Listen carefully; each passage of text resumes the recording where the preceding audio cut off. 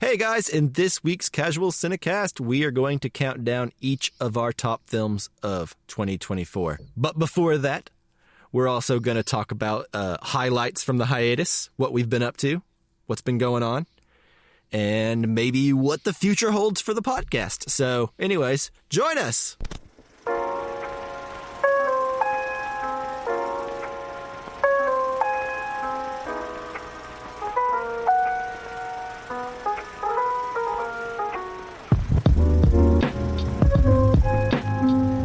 Hello and welcome back to the Casual Cinecast, powered by Cinelinks.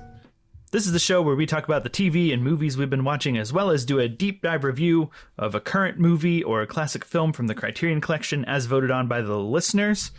At least historically, that's what we've done, but it has been a little while. I think late August of 24 was roughly around the time we last released an episode. But who's counting? Yeah, but who's counting? Mike, how are you? I'm well. I'm doing all right. It's been a minute, but I'm all right. How about yourself? All things considered, I'm okay. Yeah. You know? I think a lot of people are feeling that way right now. Yeah. Which, full disclosure, everyone, Justin and I have been in regular contact the entire time. There's been no hiatus there. Yes. The how are you currently is kind of one of those more formal for the podcast things, because you and I talk, I would say, almost every day. Yeah. At least a little bit. Yeah. Most days a week anyway. Yeah. So I know how you've been. You know how I've been. And I generally know how you've been as well. But I guess it's important to get it out there for people who want context, where people who we're hanging in there. Yeah. So as part of that hanging in there, I think that we can, I guess, kind of just talk about the hiatus a little bit, if you want. You know, I think obviously things in the country where we live, which is America, have been kind of crazy, kind of nuts. And I think obviously back in August was a long time before a lot of the more recent craziness has started, but I think it was safe to say that like the writing was on the wall, and it was very stressful for me. So like, sure. One of the Plus, things, I had a vacation in the middle of September, which I hung out with you on. You did, yeah. We hung out a bit, and that kind of kick-started. Like we were like took a pause for like your vacation, and then it was difficult to get back, right? Yeah. Get back in the habit. Once you break the habit, plus it's the hard. holidays, traveling, all that stuff. Yeah. I went out of town too, like right after your vacation ended. But yeah, it's just been, getting back in the saddle has been difficult. Sure. At least for me. Yeah. So we finally got the momentum to get back behind the mics and resume the podcast, like at least in a similar fashion. Yeah. And, with the end of the year, getting to the top 10 films, like these countdown episodes are always some of my favorites to do. So I think getting to the time of year to do this episode and Oscar noms and all that, like lit that fire back to get back and like get in here and do an episode, at least on this. And then, some more going forward is the plan, right? Yeah. Yeah. Probably keep it to some Criterion movies, set a little bit easier parameters on ourselves. So, we both work full time and have lives and wives and fiancés, and so and dogs. This brings us absolutely zero money. So there's more money going out than coming in on this thing. Yeah. So so we're gonna set a little bit easier expectations on ourselves, and just make this a fun thing to do to celebrate movies that we love to watch and talk about, Yeah. So I think gone is like the weekly pressure to like put out something every week. I don't know. We haven't really decided what it's going to be. Is it going to be every other week? Is it, going to be something less strict than that even? I don't know. We'll definitely have like chunks of the year that we're going to take off, do a bit more, seasonal release. Right. And I'm guesstimating when we're not in an off season, I'm guessing probably 2 to 3 a month. Yeah. I think that's a good target. And then but to maintain flexibility and less like looming weight of like, I have to watch a movie, we have to do the podcast because we put out episodes every week, then getting rid of that is going to be helpful. Yeah, it adds a lot of stress, I guess, especially because, like I said, we both have such busy lives that I think the more that this can be something to look forward to instead of like a deadline to meet is only going to benefit everything, including the quality of the show, you know? Exactly. I think like the less fun it is, to whatever degree it is less fun, because it's always fun no matter what. Like once we're here, we're hit It's record. always fun once we're here talking. Exactly. Yeah. But even like taking any amount of fun, I think like detracts from the ultimate like end product that we get and the listener experience and probably how much fun they have, right? So yeah, maximize fun is the goal. Yeah, exactly. So anyways, the show is back, probably not weekly, but frequently enough for you to pay attention, I think, if you want some Criterion Collection movie talk. That's right. But yeah, okay, I think we did it, right? We addressed it. I think we've covered it. If anyone listening has any specific questions they want more detailed answers of, send them to, well, I guess we're on Twitter, right? I don't like calling it. We're going to keep dead naming Twitter. Yeah. We're on Twitter at casualcinecast still. You can also email at casualcinemedia, Facebook at casualcinecast. Send us those questions. We'll answer anything more specifically and more directly if you want it. Yeah. Absolutely. Okay. This is it, right? News on the march now? Yeah, let's do it. All right, here we go. Let the show begin. News on the march.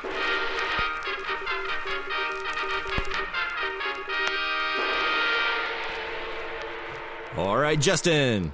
What were your highlights from the hiatus? Oh man, sorry, you gave it like you capitalized everything. It's a title. So yeah, I have to give it highlights of the hiatus. It's proper fanfare. No, I love it. I mean, maybe in editing, I'll throw some like magnificent reverb on it, make it sound like it's going. But right. I don't know if that's going to work like I want it to or not. But we'll see. It will sound probably pretty stupid or cool. Yeah. I think the only thing about giving it such a fun name to say in highlight of the hiatus, or highlights of the hiatus, is that we have to go on hiatus in order to use it again, and I don't want to do that. Yeah. So well, maybe next January or February after the winter, the beginning of the year, fall holiday hiatus. Yeah, sure. Yeah. Highlights of the holiday hiatus is fun to say too. Yeah, there you go. Anyway, so yeah, highlights. I guess just like rather than what have you been up to? Yeah, rather than dive too deep into specific things, just a couple of the things that were really cool. We got a new Star Wars show, Star Wars Skeleton Crew, that I want to highlight as really scratching that sort of E.T. Goonies itch while also giving me more Star Wars, which I always love. Sure. Yeah. And I know you've seen this as well. Yeah. This show was surprisingly good. Mm-hmm. I did not expect to love this show as much as I ended up loving it. I think, it feels like the best of Amblin from the 80s. It feels like Goonies. It feels like, what'd you say it was? E.T.? Yeah. I say like E.T. and Goonies. Right. Yeah. It feels like that, mixed with like Treasure Island, thrown into the Star Wars. Right. And I really enjoyed it. It was pretty good. I haven't loved every Star Wars Disney Plus show, but I've enjoyed them. I watch all of them, but I think this one kind of shot up to be like one of my favorite ones of those. And it's a shame because I don't think very many people watched this like at all. The ratings were really low, even for a Star Wars show or like, especially low for a Star Wars show, I guess I should say. Yeah. Well, I think the Goonies, Amblin, E.T.-ness of it, I think maybe made some people less interested who thought it might be, a bit more kid focused. But I think the thing that the show nails to me, and even as a lover of Star Wars, I think one of the things that the prequels forget is that like kids want to be watching like things that are cool and like adult. Like what do you want to be when you're a kid, right? Like you want to be an adult doing adult things. Mm-hmm. And when you go too childlike and portray like kids being like really silly and innocent, like that loses that, like that's like the thing that Goonies figured out, right? Or E.T. And this show nails that, right? But I think some people maybe were worried it was, or see it as like a kid's show more so. Yeah. But I think that sort of thing can work for an adult as well too, right? Sure. Yeah. Absolutely. It's more of like a family adventure more than it is like a kid's show. Yeah. You know what I mean? Like yeah. it feels like, like E.T. or, something that like adults can get on board with. But anyway, it was pretty solid. Jude Law was fun in there as like great in it. Yeah. As like a Long John Silver type, Yeah. Like even if we don't get more Skeleton Crew, I would any day of the week love to see Jude Law pop up in more stuff like this character that he does. I find it to be very, very fun. Yeah, I absolutely agree. And I bet he will. I hope so. But yeah, so in the interest of highlights, moving on, in terms of Criterion things, as being a Criterion related podcast, a few weeks ago, I was able to catch 8.5 in the theater. Yeah, which sounds awesome. Which was great. There was a person who did a little introduction for it, and it was quite a bit like more full than I expected it to be. I would say the theater was probably about 60% full. That ain't bad. And it was a pretty big theater, which is, it was like at 2:00 on a Sunday afternoon, which is, it's a weekend, but still, I just was surprised at the amount of people that showed up. But it was great. It was the Janus Criterion transfer, right? Like it had the logo. I assume they just like played a Blu-ray or 4K disc or something. Yeah, I doubt they had a film print. No, they definitely did not. But it was great. I got to bring a friend who had never seen the movie before because I was telling him like this is one of my favorite movies of all time, and that like piqued his interest enough. Even though he thinks I'm pretentious and full of it a lot of the times. Yeah, I'm not sure 8.5 did much to dissuade him of that. But yeah, I was like, did 8.5 sway him of that? Yeah, he liked it. We got to go out after and like talk about it and dissect it and whatnot. So it was very fun. Like getting a new person's perspective on it too. Yeah. The thing is, like, listener, if you haven't seen 8.5, there's no way for us to describe it to you. You just kind of have to see it. Yeah. It's a film unlike most others. And certainly at the time, it's very, very sort of like meta and groundbreaking, I think. Yeah, absolutely. At least to me. But yeah, so I saw that. I don't know if there's much else.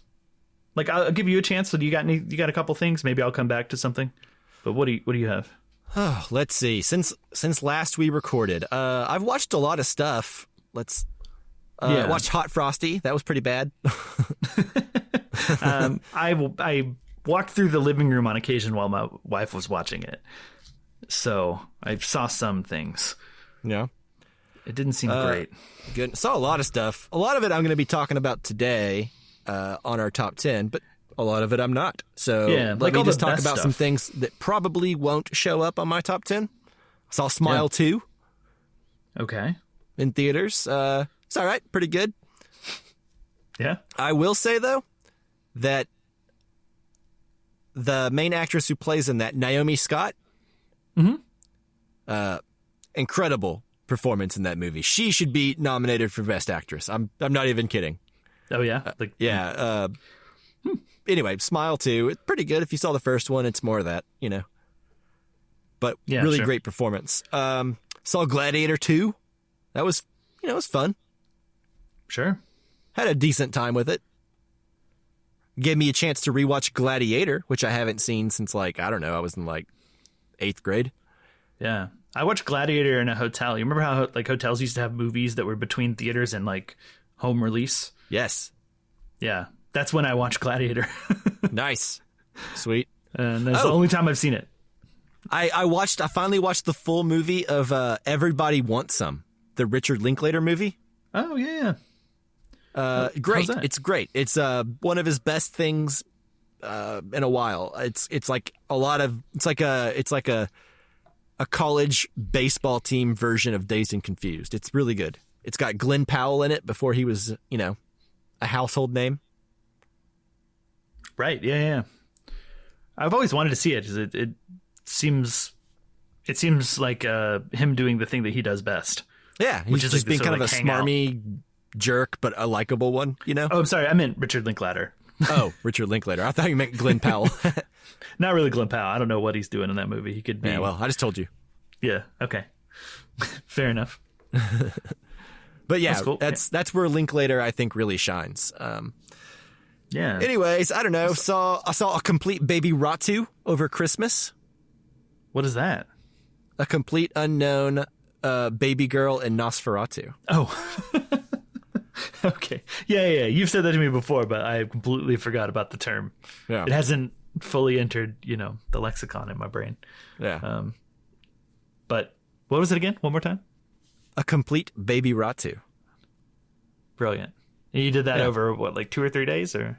Yeah, I mean, I think technically you're supposed to do it in one day, but it was 3 movies. So, no, we did it over 3 different days. Yeah, we're not in our early 20s anymore. Yeah. We have better things to do. three movies in a day is hard. Yeah. Plus, I had to space it out with times that worked for my fiance because she wanted to do it with me, Mm-hmm. So, sure. Anyways,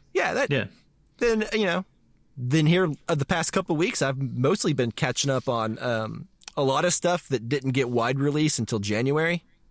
Mm-hmm. So that's probably why we didn't record this a month ago is, a lot of stuff didn't open near us until a couple weeks ago. And then, the Oscar nominations came out and kind of shined a light on things that we needed to catch up on that maybe missed us, So yeah, there's some stuff I would have liked to have seen that's still going to open near me soon that I just can't squeeze in, right? So I'm there with you. I've been catching up on other stuff. I guess in terms of movies I've watched that aren't going to make my top 10, but I guess are worth mentioning. The Joker Folie à Deux I watched. Oh, I watched that too. Which has some fun moments in it, but it's certainly... I know a lot of people don't like the first one, but I still think it's pretty rad that it exists. Yeah. And I still find it an interesting little movie, an interesting exercise and thing to do. Yeah. Well, the second one I found to commit the greatest crime, which is to be boring. Sure. Yeah. I think it falls into there, but then I don't know, you have some moments like him being a Southern gentleman lawyer. Yeah. I find that to be pretty great. When we're in the courtroom, it was pretty good, in my opinion. Yeah, there's some moments there. It's I understand and I appreciate what it was trying to do and how it's almost antagonistic toward the audience. Right. Yeah. It's wild. It's an interesting thing. It is. I think ultimately I found the movie more interesting than good, but yeah. Worth mentioning. I watched Here, the Robert Zemeckis movie. Oh, yeah. I wanted to watch that, but my internet was being crappy the other day. Oh, no. Well, it's a pretty easy watch. Out, so I had to call to get the internet fixed. And I did that, but I haven't gone back to watch that movie yet. Yeah. And it's certainly also a film that I think is just a very interesting exercise, right? This, all one angle on a part of the world, right?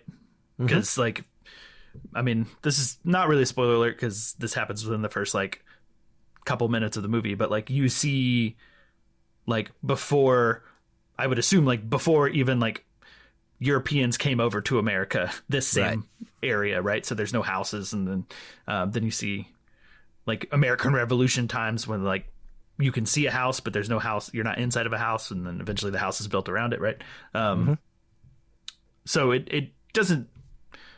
It's an interesting little idea that's not always successful, so it's not going to make my top 10. But I thought it was really cool, and there are some genuinely moving parts in it. But I was excited to finally see that one because I've been intrigued since I heard about it. Right? Yeah, it feels like a very earnest movie.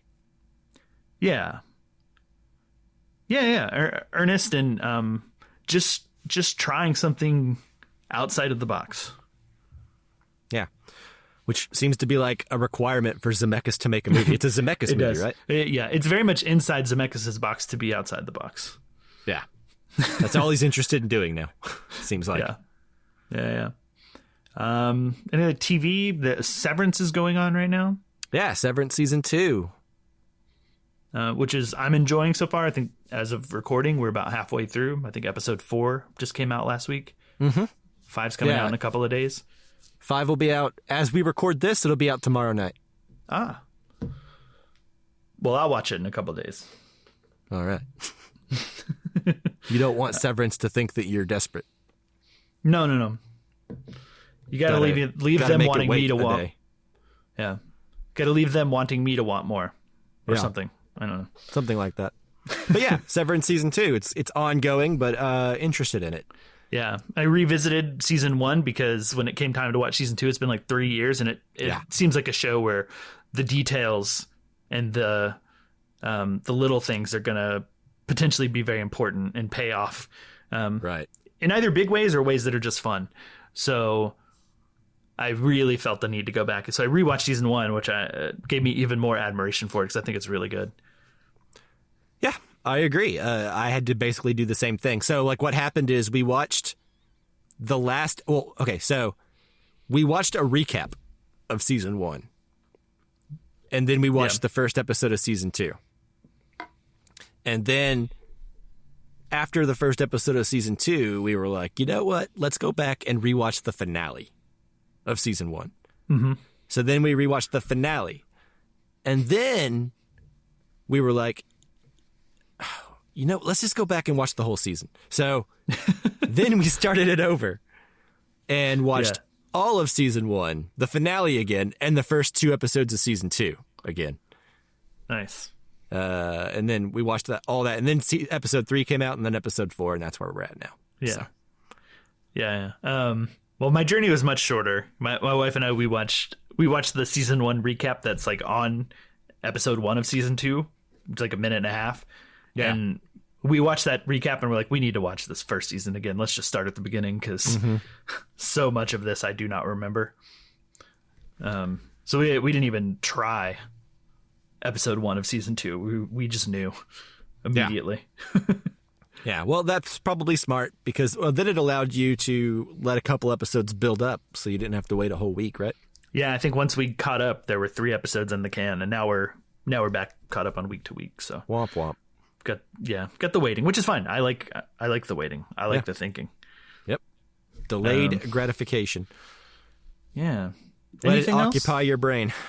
Yeah. Anything else like other TV or thing for you? I've watched a lot of stuff, but I don't know. You know, those are the... Yeah. But just the highlights. Yeah, just some highlights, you know? I don't need your medium lights. Yeah. I'll take some some of those low were lights if medium you got lights. them. But anyway, that doesn't matter. But low lights are acceptable, though. yeah. Anyways, yeah. So I think that's that, right? Okay. Yeah. We can be done. Cool. Okay, we got a lot of show ahead of us, so here we go. Now we begin our discussion on the best films of 2024. No, I guess Rosebud is just a piece in a jigsaw puzzle. Give me whatever cigarette you got up there, I'll tell you all about it. Things are going to start happening to me now. And here we go. All right, Mike. So, best films of the year. The way we're going to do this is we're each going to give our top 10, starting with 10, counting down to 1. And then just to avoid too much duplicate conversation, if you list a film that's on my top 10 or vice versa, the other one will say, hey, let's pause the conversation because this will come back up later, and then we'll move on. So those are the rules, unless I'm forgetting anything. If I am, let me know. But otherwise, go ahead and give us your number 10. Okay, let's get this thing started. All right, there will be some honorable mentions at the end that I feel bad about not putting on here. Yeah. But here we go. Okay. Number 10. This is a film that I honestly did not expect to be enthusiastic about. I thought it would be, okay at best, probably not that good. And this is a film called The Apprentice. Okay. Directed by Ali Abbasi. I'm not sure how you say his name, but it stars Sebastian Stan and Jeremy Strong. And this is a film about a young Donald Trump, played by Sebastian Stan, being mentored by Roy Cohen, played by Jeremy Strong. And it sort of explores how we got here, and kind of explains his attitude, how he's able to generally win all the time and slip out of anything. I won't get too into it really, but it's an origin tale that does not feel like a Saturday Night Live skit or something. Right. My fear with this movie was that it would end up being something like Oliver Stone's W. I don't remember how you're supposed to say it. I remember that movie? I do, yeah, with Josh Brolin playing. Yeah, with Josh Brolin about George Bush. Yeah. I was thinking it might end up being something kind of like that. But no, it's got a lot more on its mind, and it's not just like a bunch of tabloid nonsense. A lot of it's based on fact, and, true stuff. And it's all, at least based in something real. So that makes it more scary and a little bit more disturbing and infuriating. But I think it's actually like a pretty important movie for people to see. Yeah, cool. Well, I have not seen this one. Going along with some of the stuff we talked about earlier, it's just been one of those things that like I just can't summon the willpower. Although I have no doubt that it's important, and you've recommended it to me as well. So I have no doubt that it's good and that it's not quite in that W realm or like too sketchy or too like sketchy in the Saturday Night Live sense. Right. But I just haven't summoned the willpower. But I'm curious. I've heard Sebastian Stan's really good in it. Yeah, I think I watched it the week or two before the election. So that would have been the time. There was to do still it. a bit of hopefulness in me. Yeah, that was the time to do it. I think. Like I feel like the window left, but at least for now. Maybe talk to me in 4 years. Yeah, but anyways, I don't know. I heard a bunch of people talking about it. Like I don't know. I saw some video where, like, on Twitter or X or whatever you want to call it, where Bill Maher was talking about this movie. And I know a lot of people don't like Bill Maher, and that's fair. He does a lot of unlikable things, but he's been around a while, and he was talking about how this movie kind of nails it because somewhere along the way there was a big change in him, and right.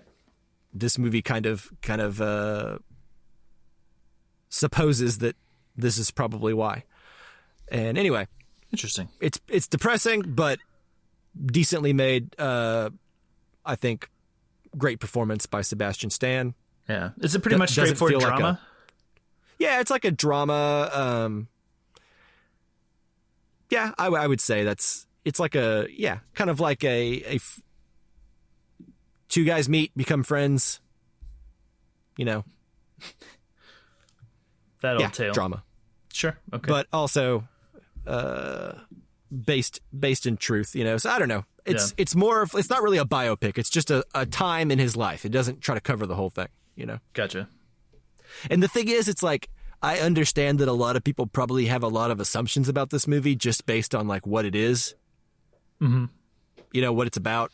But I don't know. I don't think it's not what I thought it was, Right. So well, that's good. Anyways, The Apprentice, I recommend it if you can stomach it. Yeah. One day I will. Yeah. What about you, Justin? You're 10.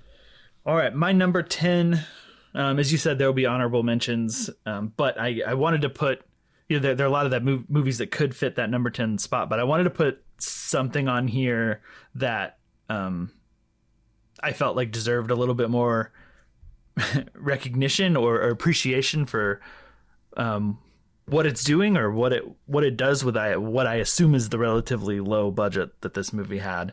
So I think that's what like gives it that edge to squeeze into number 10.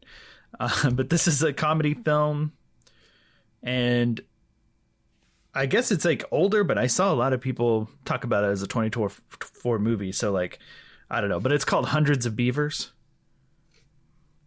Yes, I actually saw part of this. Yeah. So you kind of know what the vibe of the movie is then. For people who haven't seen it or don't know about it, this is like a black and white film that is kind of in the spirit of Buster Keaton and Looney Tunes, and I would even say like Jacques Tati to an extent, at least in the terms of like people kind of make noises, but it's a little bit like The Sims where like they don't really say words for the most part. But it's about a guy who gets like stuck in the wilderness and he has to become a trapper and like figure out how to survive. But in doing so, he encounters like a merchant. And this is where the movie also feels very like gamified. Like it almost feels like a video game in the sense that like in order to get the next like best tool, he has to go out and capture beaver pelts, and he needs like an increasing amount of like beaver, like dead beavers, and to get the next like tool to help him survive and capture beavers better. So that's like kind of the goal, is him like getting better and better and more elaborate traps. So it's a bit like, reminds me of like Coyote Roadrunner in a lot of places. But it also has this really weird, like it's really grainy and kind of ugly, intentionally so in my opinion. But also this sort of like weird fever dream sort of quality to it, where like I could see that like if you were to be on some substance and watch it, you might have like a really wild, weird time, you know? Sure. So I don't know. I really enjoyed it. I watched it by myself. I imagine it'd be more fun watching it with other people so you could like laugh, but I had a great time just enjoying the like silent comedy-ness of it and the, you know, the little routines and the Looney Tunes-ness of it. It's very, very silly, but you know what? It made me laugh. Yeah. I could tell, I haven't gone back to finish it yet, so I can't officially say I've seen it, but I've seen a lot of it. And I could tell it was going to be something that you would like. It just felt like a movie that you'd be into. Yeah, and it's probably a bit too long, you know? Like I think if it was 15 minutes shorter, it'd feel right. But yeah.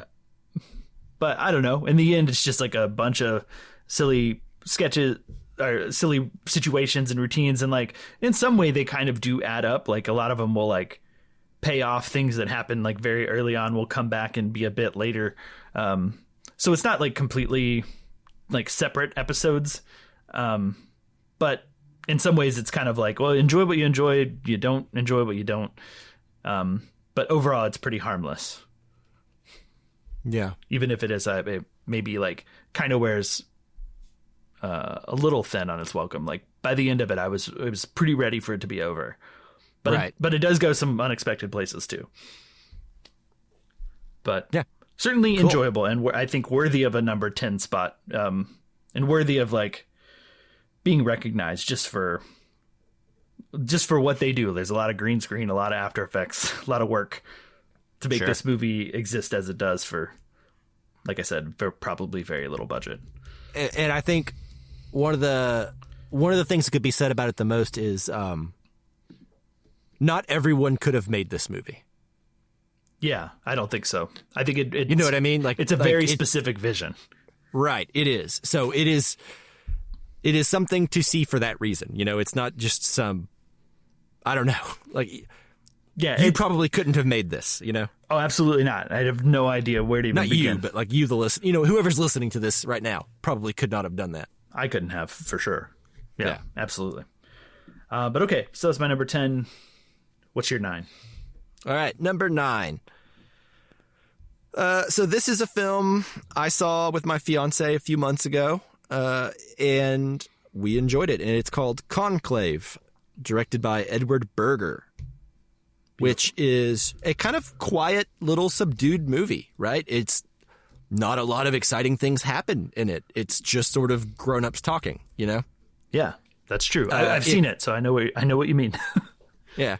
It's, I don't know. To me, it's very interesting. It's sort of about all these priests in the Vatican trying to elect a new pope, and a bunch of intrigue and inner politics and infighting sort of plagues the voting session.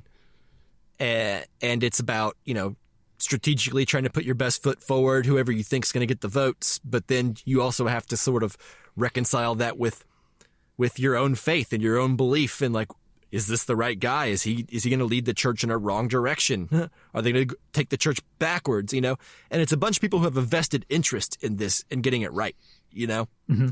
And some are ill-tempered. Some are even-tempered. Some have a shady past with, sex scandals and things like that. And so like, it doesn't shy away from any of that stuff. Right. And as someone who was raised at an early age as Catholic and, I don't know, I found it pretty interesting. Right. Yeah. And not necessarily trying to absolve the church of anything, and certainly not trying to spend all day throwing around accusations either. These people feel lived in, and they feel like real people who have to live with this every day and walk the walk. And I don't know, you can just see the different types of personalities emerging, right? On who wants power, who wants the best for everyone, who wants to please, the other people that are trying to empower them. And there's all this stuff, and it feels like a play. Yeah, it like does. This would be great on stage. It's great in the movie. I think the performances are all great. Stanley Tucci, Ray Fiennes, just great performances all around. I don't know. John Lithgow, yeah. It's not flashy at all. It's just a like meat and potatoes, drama. Filming the script, like a script that gives a lot of talented actors a lot to do. Yeah, and to your point, like you said, not being like, I think you said it's not flashy, or maybe I filled that in my own brain, but it lets the script and performances shine first, and like doesn't get in the way of that with any sort of flair or style, right? That I would say. I think it's very straightforward. It's well shot. It looks good. Yeah, no doubt about that. But it's up for some Academy Awards. Yeah. But I think there's an obvious parallel to politics that go on, because it is a very political event, right? Like a process. And I think what I enjoyed about it, and what maybe I didn't expect, because I had seen a couple of places where certain people in the media referred to the film as being, anti-Christian or something like that. And sure. I didn't get that at all when I watched it. I expected more of that. And I mean, in some ways that might have been why I watched it, I think if the Catholic Church is traditionally a very conservative place. Right. And what happens in the last act of this movie, I would imagine, would infuriate Catholics of a certain age, I would imagine, based on what I know of Catholics and the Catholics that I have met. Yeah. I mean, yeah, which is fair, but I guess like I expected the movie to operate with more judgment of the Catholic Church. And I think that's inherent in the pageantry and the arguing and the types of candidates that are putting themselves forward to be the leader. Yeah. I guess like I didn't necessarily, I felt me bringing my own baggage more than the film pushing me towards those feelings or to feel a certain way. Okay. At least that's what I got from them. Because I didn't necessarily think, like, I think other than like like you're saying, what inherent judgment exists of like the politicizing of this process in the way that it works out, that like the removal of this, like maybe this idea that this ideal scenario where there's like this pope that comes up and they want to be pope so bad because they want to fix the church, and they have all these like wonderful dreams, and they're super religious and like devout and like this like holier than thou person, like, and that's how they end up being the pope, by being like the most holy. Like you kind of rip that away, right? So there is like that sort of each judgment of on these the people putting pageantry. themselves forward are a flawed human being who wants something. Yeah. They all have an agenda, you know? Yes, I think there's like a judgment in that, but like I guess like towards Catholicism and religion itself, I didn't necessarily feel that the film I was would say the judging dogmatic rules these- in which they operate, and some people see things in very strict black and white when there should be nuance. I don't know. Yeah. It's hard just to talk about without talking about it, you know? Right. But there is something in the third act that I think involves a certain amount of nuance just to accept. Sure. Yeah. And as someone, like I said, who grew up in the church, I don't think many people in that church are the most flexible. Yeah. Maybe I'm pulling for just, like the people who I know who are Catholic who have seen this movie loved it. Yeah. So, and they're older than me by a bit. Yeah. So maybe I'm just like giving those particular people too much credit. Yeah. Or putting too much weight on their opinion. I don't know. So- I haven't talked to anyone really who's seen it, who is Catholic, who I can compare and contrast with. But Yeah. let's say, like, you know, my grandma, R.I.P., miss you, Grandma, but I think she would have found this movie to be sacrilegious. You know, like, Okay. Well, maybe I'm wrong. Maybe I'm letting the movie. I You were think that raised Catholic reaction and would I be was not. stupid, but that's probably what she would feel, you know? Sure. Yeah. Okay. Well, obviously a movie open to some interpretation then, Sure. which is fine. That's good. My opinion. I did really like the movie though. I thought it was great. Like I thought it was awesome. It did not quite make my top 10. You know, because I prefer beavers being Didn't have enough launched beaver around. jokes. Yeah. Yeah. I prefer many, many more beavers than Conclave had in it. Yeah. Hundreds more, if even. Ideally. Yeah. Yeah. Okay. All right. So what was your number 9? Okay. My number 9 was, I think the film I've watched most recently, if I recall correctly. So it just snuck in there under the wire. But it's another Sebastian Stan film. It's called A Different Man. A different what? A Different Man, which I don't know. Maybe that could have been the title for The Apprentice as well. Yeah. It's funny. Well, first of all, good choice. I think I should go ahead and interchime here and just say that this is going to be my number 8. Oh, really? Okay. Yeah. Oh, So you go ahead and do your thing, and then I'll chime in a minute. well, that's beautiful because that would have been your next one. So now we don't have to postpone the conversation. Yeah. We could just, it's smooth. Look at that. It all worked out. Yeah. So, see, I didn't really know what to expect with this movie. I like Sebastian Stan. That's why I watched it. I felt bad not watching any Sebastian Stan movies when he had two films that were being praised for their performances. So this is the one I chose to watch. Yeah. Having no expectations at all. So just like as it was going on, I was like, what? What is this movie about? You know, at first I was Yeah. like, is this like an Elephant Man type thing, which is a film Yeah. I haven't seen, but I think I know enough about to like think this movie might be heading that direction. But, you know, of course he has this disfiguration and then the movie really kicks off like once he gets healed up. Right. And I don't think that's a spoiler. That's like the premise of the movie. Right. Yeah. If you've seen the trailer, I think it's in there. Yeah. It's a guy with a facial disfigurement. I forget the proper term. Yeah. I don't know. But I just had you know. tumors on his face that were giving him a massive, like a huge deformed like features and right, like an elephant man. yeah. Anyway, it's about a guy who tries a drug, an experimental drug to help try to heal his face, heal his tumors. Yeah. And it does. And then from there we go on to a lot of like really interesting territory. Like I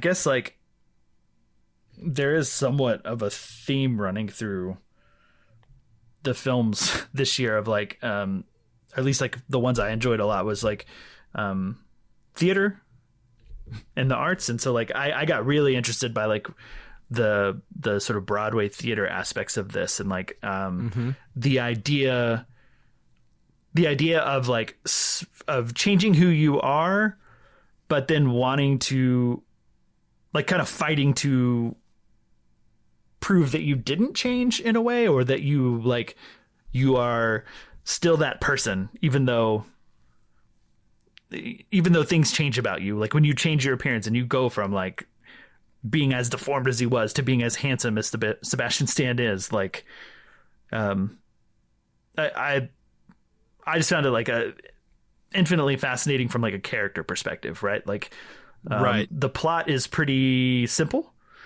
without getting, saying anything further than what we said. And pretty straightforward, but like just thinking about his character and like watching him go through what he goes through and evolve, like it was, I guess character studies, like the word, right? Like this just reminded me of watching like There Will Be Blood and just being fascinated by like how this person's mind's working and doing what they're doing and what's going on inside of it is what hooked me. And I think his performance is fantastic. And it was also a reappearance of the lead from Worst Person in the World, whose name I don't know off the top of my head. I was about to bring that up. Renate Rinsav. I don't know how you say her name. It's French, but she's so good. Yeah, she's great in this. I was so happy to see her again. I recently rewatched Worst Person in the World with my wife because she'd been wanting to see it, and that movie blew me away once again. And so to see her come, but I'll leave it there. I really enjoyed this one. What did you think? Yeah, A Different Man. Very enjoyable, simple little character study movie. It's I want to go ahead and shout out the director, which is someone who I've never seen anything from. His name's Aaron Schimberg. Mm-hmm. He's only done 4 things, including A Different Man on Letterboxd, and I haven't seen any of them. I haven't even heard of any of the other 3. Yeah, but I think this is a very strong breakout onto the scene and hopefully to a wider audience. This movie's pretty cool. I was worried at first when I saw the trailer for this movie because I didn't really know what it was about exactly. And I was worried that it would be cruel or kind of mean-spirited in a way, about, I don't know what I thought it was going to be about. I don't really know. But I had a fear that this movie wouldn't be respectful to people who have that condition, Like it might be treated as some sort of plot device in a way that is like unkind, Right. Yeah. Look how much better their life gets when they don't have this, and like, yeah, or just something, I mean? I don't know what I thought, but I was hoping the movie would handle that subject gracefully, and not only did it, it went above and beyond with like the other actor that shows up in there, the man who has the real deformity. His name is Adam Pearson. Yes. And he becomes like a major part of this movie. And after Sebastian Stan is cured, this guy comes in who is confident and charming and funny, and people love him, Mm-hmm. And he's living with this condition in a way that like Sebastian Stan's character just was not, Yeah. And I don't know, it's just so fascinating. And the movie, it's kind of like this weird cosmic joke, Mm-hmm. It feels like a Cronenberg movie. It looks like a Cronenberg movie. Like I believe I saw it was shot on like 16mm film. It looks like it. It has this grainy, like 80s / early 90s feel to it. Mm-hmm. Where it just kind of feels grimy and lived in and textured. Yeah, which adds, I mean, it very much fits that vibe of like that sort of like Cronenberg body horror thing. It looks like Videodrome to me, Yeah. So anyways, cool movie. My number 7. Yeah. That's your number 8, right? 8, excuse me. 8. My bad. Okay. Yeah. And I think one thing that didn't necessarily mention is that like I also found it to be quite funny at times. Yeah. I think it's a dark comedy. Yeah. Like maybe everything we've said to this point maybe like makes it sound kind of like a serious drama character study, but I I think it is pretty funny. Like, I don't necessarily want to get too spoiler, but like the person with the real deformity, Adam Pearson, that actor, the amount the times that he would randomly show up into a scene just out of nowhere, and how that just like kind of keeps happening throughout the movie, got increasingly funny to me. Because like Sebastian Stan would just be like walking around, and then like he'd come in from like off frame and be like, Edward, it's so good to see it, like, and just be so like, and it's that dynamic and... of like a dude who's so confident and kind he doesn't even realize when someone doesn't like him. Exactly. Yeah. And I appreciated like even confidence to the point of being grating, right? Yeah, too confident. Yeah. That kept making me laugh. I thought it was pretty good, pretty funny. Yeah. So it's not a drag at all, in my opinion. No. Okay, so we did your 8, so I guess we're back to me for my number 8. Yep. Okay. So number 8 is, I guess, kind of a dramedy. It's pretty serious. But this is a film directed by Jesse Eisenberg. I knew it. You knew it? You knew it was going to be number... I knew it when you said it was a dramedy. Okay. Yeah. Maybe there's not as many dramedies as I'm thinking. I guess not. But I guess maybe it's the most prominent one. But anyways, I just was thinking a couple turns ago, I was like, I bet that movie's going to pop up on his top 10. So when you said dramedy, Oh, yeah. You already had it in your brain. It. Yeah, sure. So it also stars Jesse Eisenberg and Kieran Culkin. And it's a story about these two, their cousins, and their grandmother has recently passed. So to honor her, they're going to go to Poland, where she was from, and they're going to go on like sort of like a Holocaust-y tour of Poland. And you know, Jesse Eisenberg is like his sort of normal self, I would say, the sort of like neurotic guy. And then Kieran Culkin is this, I guess again, sort of like overly confident but clearly troubled person. Mm-hmm.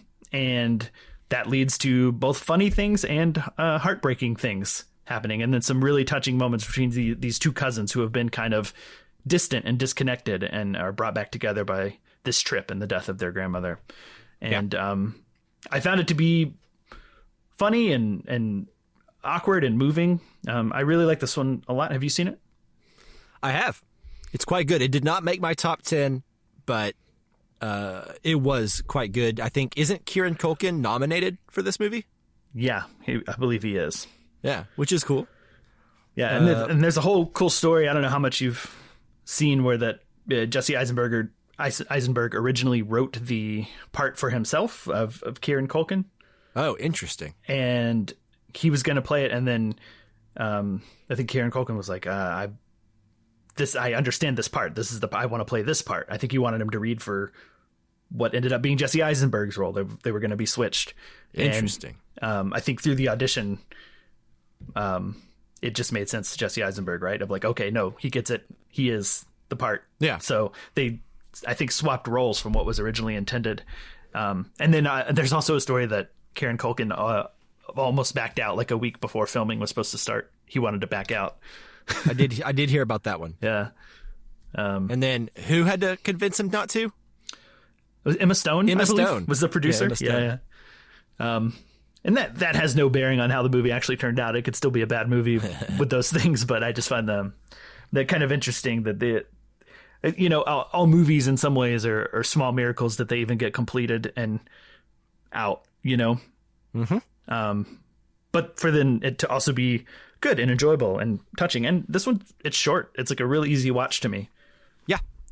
So when I was watching this movie, I thought to myself, I think Justin's going to dig this. And the reason I thought that is because it reminded me of a thinking man's Kevin Smith movie. Yeah. You have one character who's kind of uptight and like the straight man, and then you have one character that's like larger than life and over the top and does a lot of talking at people, you know? Yes. Talking at people with his life philosophy and his carefree attitude and his Yeah. over the top ways, you know? Mm-hmm. It felt very Mallrats to me, but like a thinking man's Mallrats, you know? Yeah, where I think the movie is aware and happy to show you the flawed side of the Jason Lee type character, right? That's like overly confident and Yeah, like what would it be like to be around this person? How long could you stand it? yeah, exactly. And I don't know if did I actually say the movie's name? I don't know if I did, but it's called A Real Pain. Did you not? I don't think I did because you were like, I knew it, and then we were on the same page. But yeah, I don't know if I Oops, did. my But bad. no, it's fine. With what, going to what you just said, the movie's called A Real Pain. Yes. So yeah, sorry, I didn't mean to interrupt you. But how long can you be around this type of person? You were saying? Yeah, well, just like, how can a person like this exist? Where do they live? You know, like what is their life like when you're not seeing them? It seems like these kinds of people that always have to be around somebody because they don't want to be alone, you know? Yeah, Very interesting. it is. And like I said, I just appreciate the movie for taking me on to a bunch of different places, right? Like I definitely laughed. I got choked up. I felt for Jesse Eisenberg's character. I definitely felt like Kieran Culkin's character. I felt for him too. Even in scenes where they were at odds, like I could feel for both of them. But Right. also there are plenty of moments where you're like, please just stop. Don't do that. Don't do it. It's like you can feel there's such a good job of like feeling the train wreck coming. Yeah. But yeah, like I said, this movie is just kind of a great little slice of life movie, and maybe with the Holocaust stuff feels a little bit more relevant to some things going on today, and important in that sense. I think it adds a little bit of that sort of air to it as well. But yeah, I'll leave it there. If you don't have anything else, No. okay. So what's your number 7? All right, so my number 7 is a film that I just saw recently, and it's called I'm Still Here. Nice. I wanted to see this and I didn't get to. I was wondering if you ended up seeing it or not. It was directed by Walter Salles, I believe, who looks like he's most known for Central Station, that On the Road adaptation that came out with Kristen Stewart. Oh yeah. And I never saw that. One of the short films in Paris, I Love You from 2006. Okay. Amongst other things. But those are the top letterboxed ones. Anyways, this film is very interesting. It takes place in Rio de Janeiro in 1970. It is about this ex-politician who's like a congressman who basically gets abducted from his home by the military and is never seen again. And his family start trying to ask about him, and it's sort of like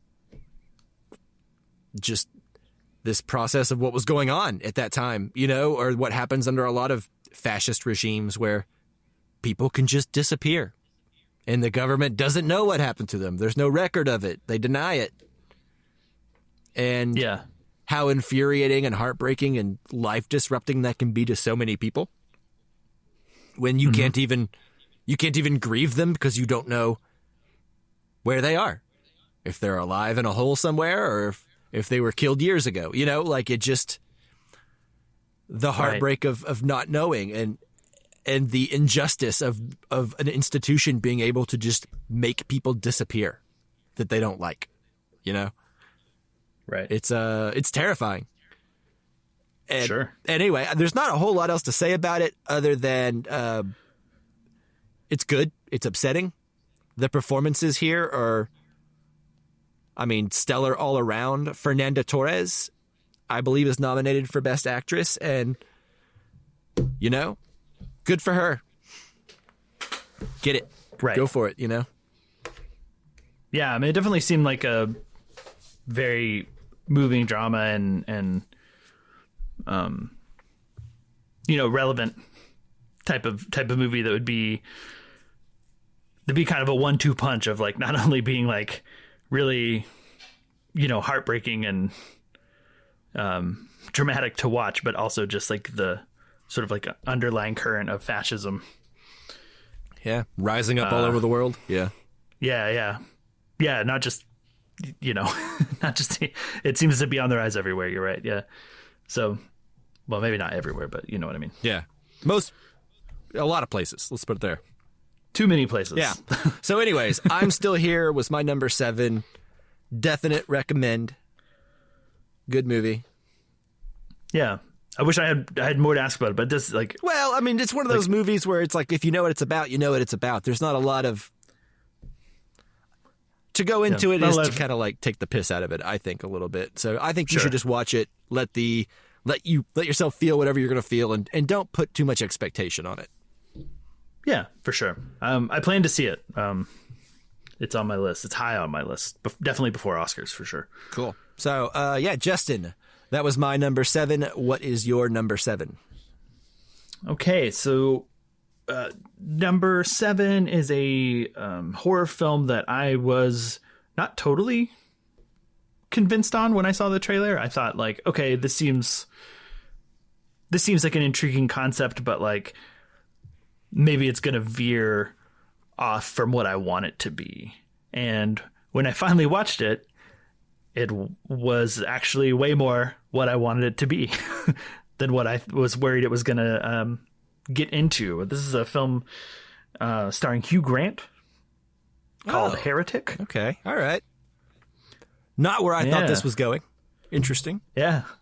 I was surprised by how much I enjoyed it. I thought okay, it's these 2 Mormon girls go in to talk to this older man, and then he kind of starts asking questions, but then quickly they realize that he's not on the level. He's lying to them about his wife being there, and he's being creepy. And I guess I kind of expected it to lean more into that route, and it certainly does, but I was really interested in the trailer and the questions that he's asking, these sort of antagonistic, contradictory questions towards their religion and the faith that they're trying to, preach to him. Yeah. Or deliver to him. Yeah. And, in the movie, he very quickly flips it on its head, where it almost feels like he's trying to get his message to them. And I found that very interesting. And then from there, I think the movie just goes to some surprising places and some very interesting ones, all of which I found to, create interesting conversations and thoughts in regards to religion. That's to me, that's a very personal topic and discussion point for me, as religion and the validity of it, and all that sort of stuff. And as a person who grew up for more than half my life at this point of being devoutly Christian, this movie also, it just there's a real personal connection that I have with almost every conversation that happens in this movie. So I found it pretty much infinitely interesting, and then also just to be a good little horror movie to boot. Yeah. You've seen it, right? I have. I saw it in theaters, I believe, opening weekend. We'd seen the trailer. Me and my fiance had seen the trailer so many times. Yeah, same. I feel like I couldn't get away from it. Yeah. And so, I mean, we were hooked for a while. We had been wanting to see it, Mm-hmm. I've been really enjoying Hugh Grant in his villain phase at this point in his career. Seems like he has a lot of fun doing that, and he's really good at it. I really enjoyed him in Dungeons and Dragons last year. I thought he was that last year? Very funny in that. Yeah, I agree. This one, still funny, not as funny, a little more sinister. But yeah, I mean, the first half of this movie is basically a big debate, about religion, Mormonism specifically, but Christianity, and just kind of religion as a whole, the contradictory nature of it, the origins of it, how pretty much any religion that is one of the big ones today is a blatant ripoff and remixing of ideas from previous religions that have died out. Right. All that stuff. And then it kind of goes into a more traditional horror movie in the second part of the movie, I think, but still with a little bit more on its mind than like the average slasher movie. You know, it's not Michael Myers or it's not Freddy Krueger. It's there's still some ideas that they're working with there. Yeah, they're carrying all the stuff they talked about through in a way that I think maintains the point and doesn't just get lost and turn him in. Well, he is like a full-on creep and bad person. There's no doubt about that, even from like the word go. But I guess without like turning him into like full villain, I guess like Mike Myers, like you're saying, right? You know, yeah, you understand his motivation. His motivation is paramount above all. So he doesn't want to be a slasher. He wants to engage with his victims in an interesting way that, like, I don't want to get too into it, but it ties in with the themes of the movie. And if you respond to those themes, and if you think those themes are interesting to hear discussed and toyed with, then yeah. I mean, this movie did not make my top 10, but like until this last couple of weeks when I saw a couple like killer movies, it was in my top 10. You know? Yeah, and it was definitely planning on being mentioned in honorable mentions at the end. Yeah, it was high up for me for a while where I was like, is this movie really gonna, like break my top 3? Yeah. Like, what's happening? But then I saw a lot more and it kind of nudged its way down to a respectable 7. I will say I'm enjoying the rise of Sophie Thatcher. You know, she's in that movie Companion that's out in theaters right now that I want to see. Mm-hmm. Yeah, I want to see that as well. Yeah. She was in Book of Boba Fett a couple of years ago. She's in that Yellow Jacket show that I don't like, but she's still in it. So, you know, good for her. Yeah, absolutely. I think all the performances are great. The 2 girls are great. And I think you've already called out Hugh Grant. So yeah, highly recommend. To all, like, I guess, like, if you're particularly religious, you might not enjoy it. You might be fully offended. Yeah, but also it's good for you to see it. But yeah, that's exactly what I was going to say. My desire would be that person would watch it over like a, I would love to see like a really religious a really religious person watch this movie and get back to us with their thoughts. Like, yeah. Because there were moments, like, even though he was being a creep, like early on, I was like, am I on Hugh Grant's side here? Yeah. Like, because maybe I am. Yeah. I don't know. Yeah, that's not good. But probably. Maybe not. Yeah. What does that say? Hopefully not. Yeah. Okay. So yeah, that was number 7. So on to 6. Rock on. I love it. Got? Okay. Number 6 for me. This is a film that is kind of older. It's been kind of traveling around award circuits for a while and just kind of recently hit theaters around us. And that is a movie called Sing Sing. Ah. Yeah. Which was directed by Greg Quater. Should I keep going, or are we going to talk about this at another time? We are going to talk about this at another time. Say what you feel like you need to, but we will definitely talk about this. Okay, yeah, anyway, Sing Sing, very inspiring, wonderful little movie about the power of Shakespeare, the power of art, the power of acting, the power of camaraderie and friendship and positive reinforcement. Coleman Domingo rules. All right, I'll keep it there. And cut it off. But to be continued, Sing Sing. That was my number 6. Justin, what's your number 6?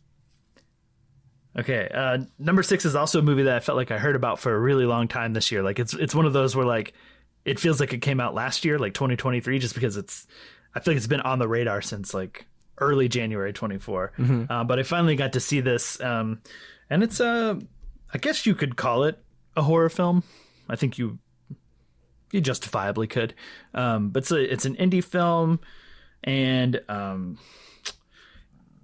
it's hard to say. I guess it's about a kid who discovers a show that reminds me very much of like a Nickelodeon show from the 90s. Dang, like this is not what... Are You Afraid of the Dark? You got me again. I did not expect this. Am I... Okay, I'm surprising you. I love it. I'm twisting. I'm zigging when you think I'm going to zag. Yeah. But anyway, so he finds and becomes obsessed with this sort of like cheesy, low budget horror show that to me reminds me of like Are You Afraid of the Dark episodes from Nickelodeon. For those who watched that, I don't know if you did, Mike. I did.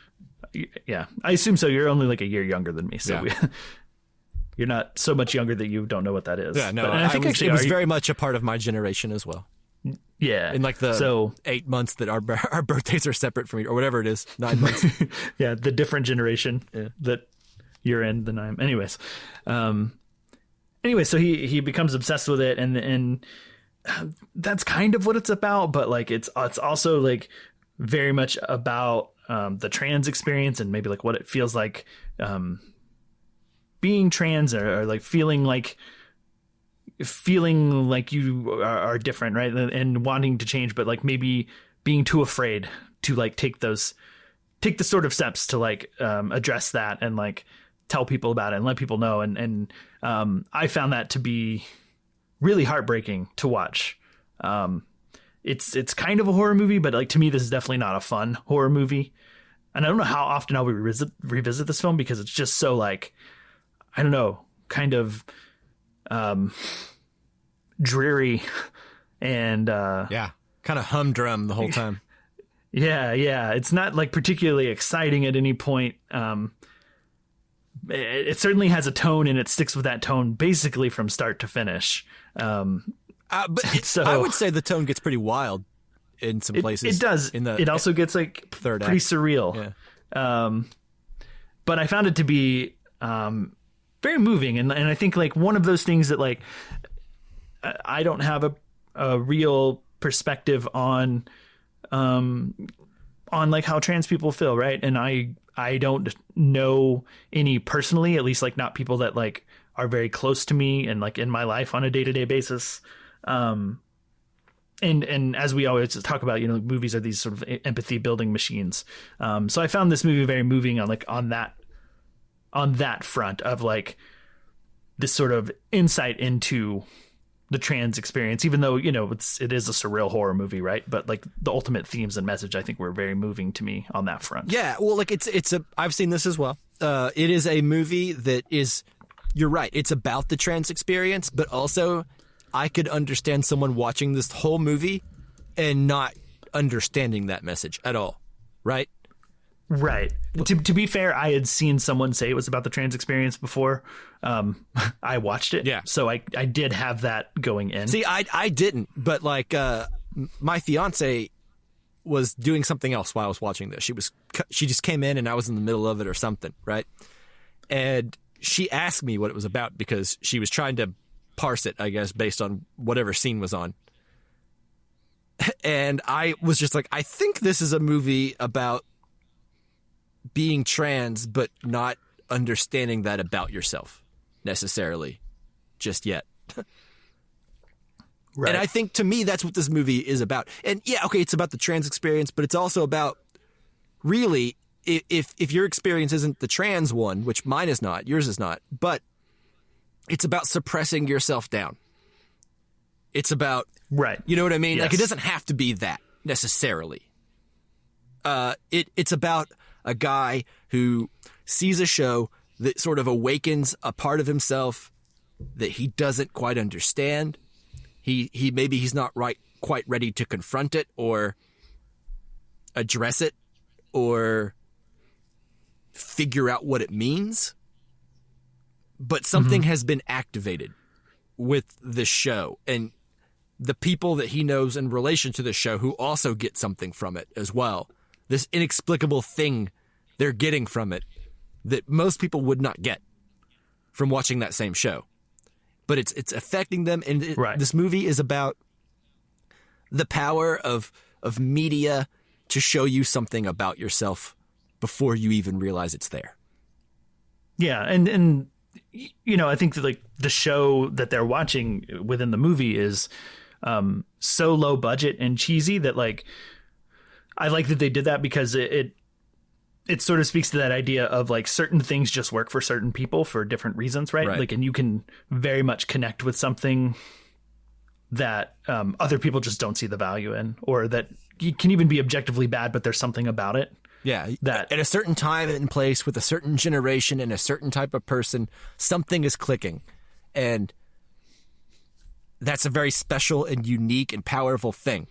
because it makes it feel like you're part of this little club of people that don't get it, or that do get it. No one else around you gets it. You know what I mean? It makes you feel like you're in on something. And I think we've all had some kind of media like that, whether it's an artist you've discovered that no one seems to know about, or some weird indie movie you saw on cable that's like old and no one you know have seen it. You know, whatever it is, it's like we've all gotten that thing from some kind of media that activates a part of our brains that we can't quite understand, but we just respond to it, you know? Yeah, absolutely. To me, that's what I really latched onto in the movie. That's what I could understand, you know? Yeah. Absolutely. Like I said, I did have that lens that I was viewing it through. So like there were, to me, very like specific things, particularly not to avoid spoilers, but like there's like a scene where like, the main character is supposed to like basically bury himself alive. Mm-hmm.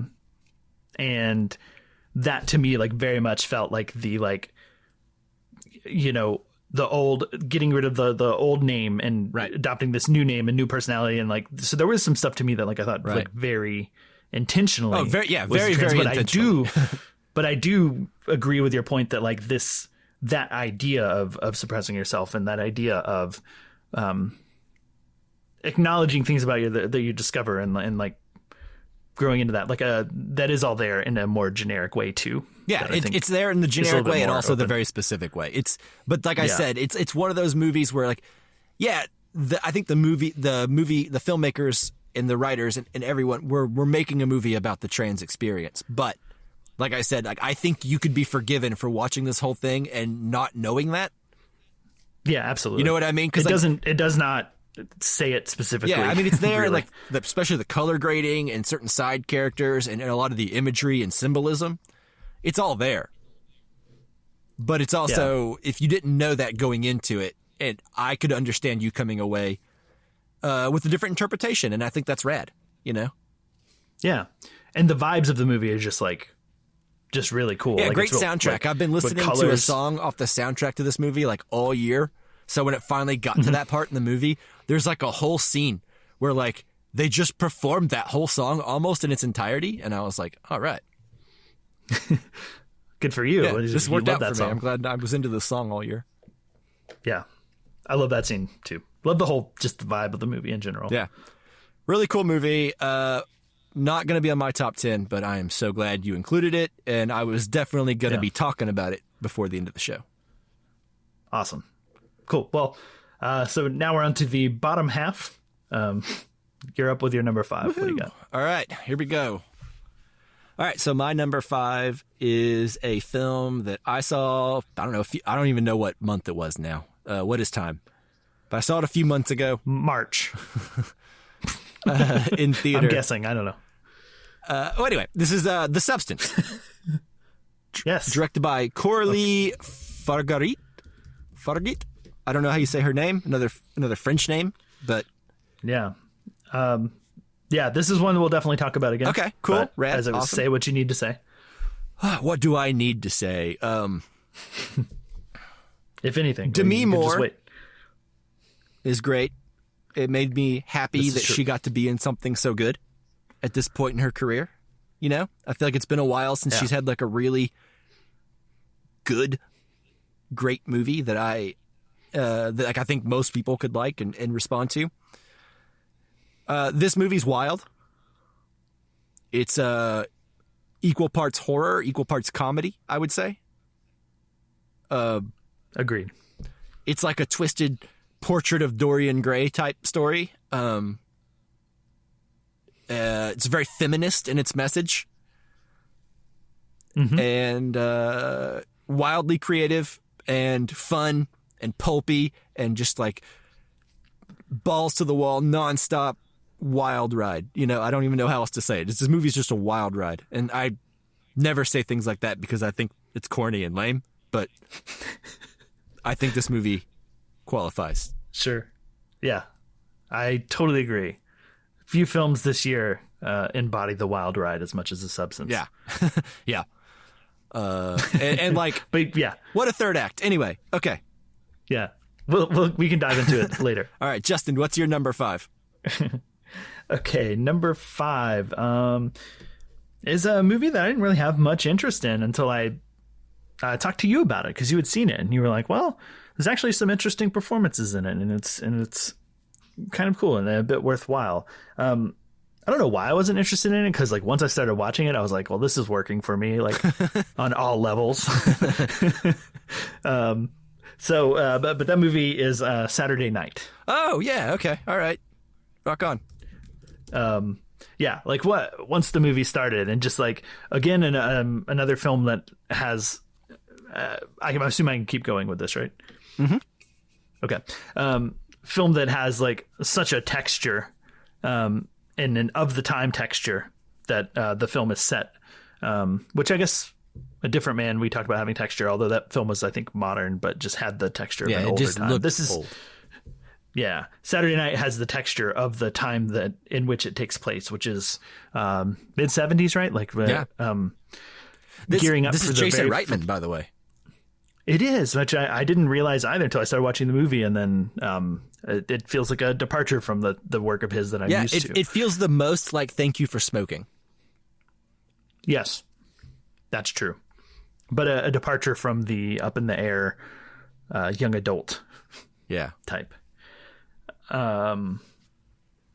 Anyways, yeah. So this film is about basically the hour and a half that build up to the very first episode of Saturday Night Live going live. So the main character is Lorne Michaels. You have Chevy Chase. You have Gilda Radner. You have Dan Aykroyd. Which is it? Jim Belushi? Yeah. Okay. John. John Belushi. Okay. Yeah, Jim Belushi's alive. I get him confused. Yeah. I don't think I'm the only one. But yeah, it's John Belushi. Of course, all the producers. George Carlin. George Carlin, who was the host of that episode. But yeah, just like the performances, the filmmaking on display, there's a lot of like tracking shots. There's a lot of chaos that's going on. And I think I know nothing about the first episode of Saturday Night Live or like how it came. Like the most I know about that is like from watching 30 Rock. Right. Okay. So I don't know like how historically accurate this film is, but what I appreciated about it was that more than like me feeling like, oh, now I know the story of how the first Saturday Night Live episode went to air, I feel like I know how Saturday Night Live in general gets to air, right? Like I know the vibe, I know the feeling of what it's like behind the scenes on an episode of Saturday Night Live versus this like historical document. It doesn't feel like that to me at all. It's very much right. The vibes and the chaos and the stress, while also being, I think, like quite funny and quite entertaining at times. And just a crazy stacked cast. Like I think like anybody, like probably 80% of the people with the speaking line I recognize from something else. Yeah. Cooper Hoffman. Cooper Hoffman had a lot of speaking lines. Rachel Sennott. Rachel Sennott was great in it as Lorne Michaels' kind of wife. Mm-hmm. This is also the only film on my list that I've watched twice. Oh, because after I watched it, I told my wife, I was like, you got to watch this. You're going to love it. And she did. She super loved it. Yeah, really good. Like a great, like people portraying Chevy Chase and Dan Aykroyd is Dylan O'Brien, who I know from like the Maze Runner films, is great. Dan Aykroyd. Yeah. But it never feels like I guess like to the Donald Trump Apprentice thing. Like it doesn't feel like a Saturday Night Live sketch. Their performances feel getting the essence of the character without feeling like they're doing an impersonation. Right. It doesn't just feel like, I don't know, an hour and a half of like shticky accents, that are just kind of boring and like impressions, like they are impressions and they're all great. But they actually like, they're able to like feel lived in and authentic in a way where like they can react to things and you believe it and you're not just distracted by the voice, like, like, man, this is exactly how I imagined Chevy Chase to be in the 70s and like how unbearable he must have been and like full of himself and arrogant and like, man, just like everything is like hitting, like the writing is all there. If you're a big Saturday Night Live fan, I imagine you already know about and have seen this movie, but if not, definitely see it. It feels like, made for you. Yeah. If that's the case. Yeah. And I don't think you have to be like a diehard Saturday Night Live. No, I don't think if so. You've just seen it and you. Yeah, I think you're probably coming at it from the ensemble comedy approach and the Altman vibes, because it feels like a Robert Altman movie that he never made, Yeah, it's definitely influenced by Altman and Paul Thomas Anderson. Like particularly the quiz show that's in Magnolia. Right. A lot of this movie feels like that had a huge influence. Yeah, like a little more mainstream, straight up comedy version of those kinds of stories. Like ensemble, big stuff, lots going on. Camera's always moving. Yeah. Yeah. Lots of energy, high energy, I think, filmmaking. And it's, I don't know if it's exact real time, but the movie's about an hour and a half, and it's supposed to be the hour and a half building up to the first episode going live. So almost real time, if not exactly real time. Yeah. It feels like the kind of movie that like it would make sense to just do the real time. So yeah, very, very energetic, and to me, never boring. And I loved it. The lead performance, Lorne Michaels, was great. I thought that kid was, well, I say kid, he was very young. I don't know how old he is, but he was really good. His name escapes me because I had seen him. There's another Gabriel Labelle. Okay. I had seen him in, he's in The Fabelmans, right? Oh, yeah. I think he's the lead from The Fabelmans. But I had watched a comedy that was recommended to me from this year that was supposed to be really good, was a film called Snack Shack that he was in. And I don't like talking crap about movies necessarily because it's not that bad, but like I couldn't finish it. Okay. I was not enjoying it. So he redeemed himself. Full redemption with this. Good job, Gabriel Labelle. Yeah. Cool. Awesome. But it was not his fault why I wasn't digging Snack Shack. It was just the sense of humor was not for me. Yeah. I wasn't liking it. Need more beavers. Yeah, not enough. Okay. All right. You're number 4, Mike. All right. Number 4 is a film that came out a while ago, earlier in the year. But this film has stayed with me. I think it's a very strong script, very strong performances. From a director I don't always love, but whenever I do like what he's doing, I really click with it. And I am talking about Challengers. Okay. Directed by Luca Guadagnino. Yeah. This is a good one. You can go on. Okay, good deal. This stars Zendaya, Mike Feist, and Josh O'Connor. This is I don't know how else to describe it. It's an adult drama, basically, about the lives of 3 tennis players throughout the years as they get a little older and their careers go in the directions that they're going to go and their relationships do what they're going to do. It's a lot of back and forth and drama, but leading to a conclusion that feels, I think, very satisfying. And, when the trailers for this movie came out, I thought it was going to be a lot lamer than it ended up being. It seemed like they were really teasing like a possible threesome scene, which does not take place in the movie. But it felt like that was the marketing, So I was like, I don't really know how it I'm definitely feel was about this. What? It definitely was the marketing. Yeah. Like very, very sexy, very like, oh, is this going to happen? You better come watch it and find out. Right. And I think the movie's a lot less interested in titillation than that. I think the movie's interested in adult dynamics and how adults treat each other and what's not being said, and how certain people can motivate you to behave certain ways, and go outside of yourself in a lot of ways, and how you can rise to the challenge if you feel like threatened by any kind of way, and what it takes to get to the heart of what all these people truly love, which is tennis, Yeah. I don't know, I'm trying to be vague, but no, you're right. Yeah. But I think the movie's really smart, and it's like not many movies really get made like this, with this kind of cast, with this kind of talent, with this kind of exposure. It's just like an old school kind of adult drama. with great performances all around. I think Zendaya is really good. I think Josh O'Connor is really good. Mike Feist, who was in West Side Story, the Spielberg one. Okay. Anyway. Yeah, I didn't see it. Good stuff all around. Have you seen this? Yeah, I have. Yeah. I really enjoyed it. This is one that was like one of the ones in contention for top 10. That only got beat out due to number of beavers in it. And it got beat out by the little film that could more so, right? Yeah. Probably really the only differentiator, because I really like this one a lot. I thought it was intriguing. I thought the film had some fun with like the style and the way it was shooting tennis matches. That was really cool. The score was interesting. It was very like high energy techno sort of thing that would wake you up if you were sleepy at all. Yeah, it's what's his face from Nine Inch Nails, right? What's his name? Trent Reznor? Trent Reznor and Atticus Ross, or whatever his partner's name is. I think Atticus Ross. I wanted to say Atticus Finch, but that's not. Nope. That's a different person. Yep, that's a different Atticus. It is. It's not a real person either.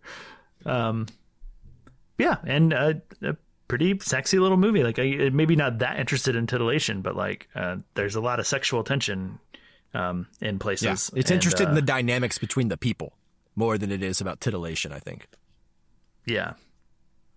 Yeah. But yeah, fully enjoyed it. Yeah. Good choice. And that is a movie, like I said, with a director I don't normally click with, so that kind of surprised me that I enjoyed it as much as I did. But anyways. Yeah. All right, Justin, what is your number 4? Yeah, number 4. Yeah.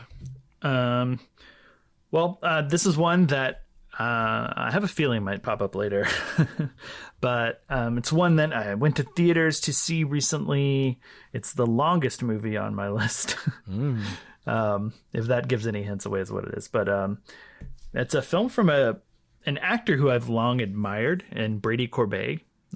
He kind of blew me away with his performance in the first thing I saw him in, which was Mysterious Skins, one of my favorite films as well. So I think he's done a lot of behind the camera work in terms of being a director, but this is the first film of his I've seen, and it was kind of the hook for me. I didn't know a thing about it.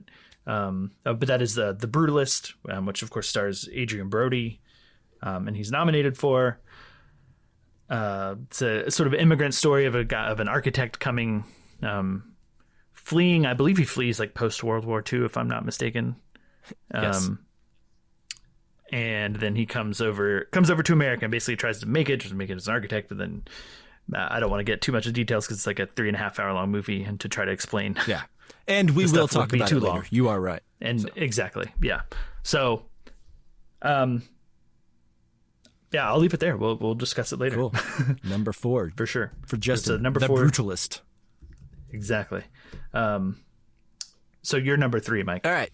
So here's where I think we might start getting some more overlap like that. So my number 3 is a film that I enjoyed quite a bit. I'm just going to go ahead and just say it. It's Sean Baker's Anora. Yeah, that'll come up later. Okay. For sure. All right. Well, I'll just say that it's a nice slice of life, sort of Cinderella kind of story with a twist on it. It's funny. It's heartwarming. Mm-hmm. It's sad. It, like all of Sean Baker's movies, it has this realness about it that sort of draws you in and feels very unpolished, but feels very true, if that makes sense. Not literally true, but it feels right. True, you know? True to the character, right? True to the world, you know? Mm-hmm. So, yeah, I'll leave it there, but just to say that Anora, I think, is quite good, worth the hype, and a worthy follow-up to the last Sean Baker film that I also liked quite a bit. So that was my... Red Rocket, right? Yeah, Red Rocket. That was my number 3, Anora. Okay. My number 3 is one that was on your list already, so it's kind of popping up, and that is Sing Sing. Rock on. That was, for reference, that was my number 6? Yes, correct. So your number 6, my number 3, Sing Sing. You kind of talked about it a little bit, but it is a story about... it was based on a true story, which I didn't realize until after the movie was over. unless if it said at the beginning, I missed it or didn't process it. But it's about a theater troupe in men's prison who puts on these productions, and there's a playwright who's in there. And it's kind of irrelevant to the story, but I believe I saw in the description that he was wrongfully accused. It's not totally irrelevant to the story, but like I keep forgetting that fact about the movie, because that's not really what like shone through for me. Right. Because to what you were saying earlier, I think the importance of this theater troupe to these inmates, and I think being in a world of little to no hope, having this and the importance and the joy and the passion and the even issues that they get from it, like, and how important that art is to humanity and like the human experience, and how important it is to have something like that isn't necessarily, there's no reason for it to exist other than like the well-being of people, right? Like they're not trying to sell tickets to this thing and make money. Right. With these theater productions. But the performances, I think Coleman Domingo, he is nominated, and currently he's probably the one that I hope wins, but there's a lot of good competition in terms of best male performance for the Oscars. But he was moving, and then like all the other performances, I believe there's a lot of non-actors, a lot of people playing themselves. And for that, I thought everybody was really good in it. And this was just very like heartwarming and moving to me.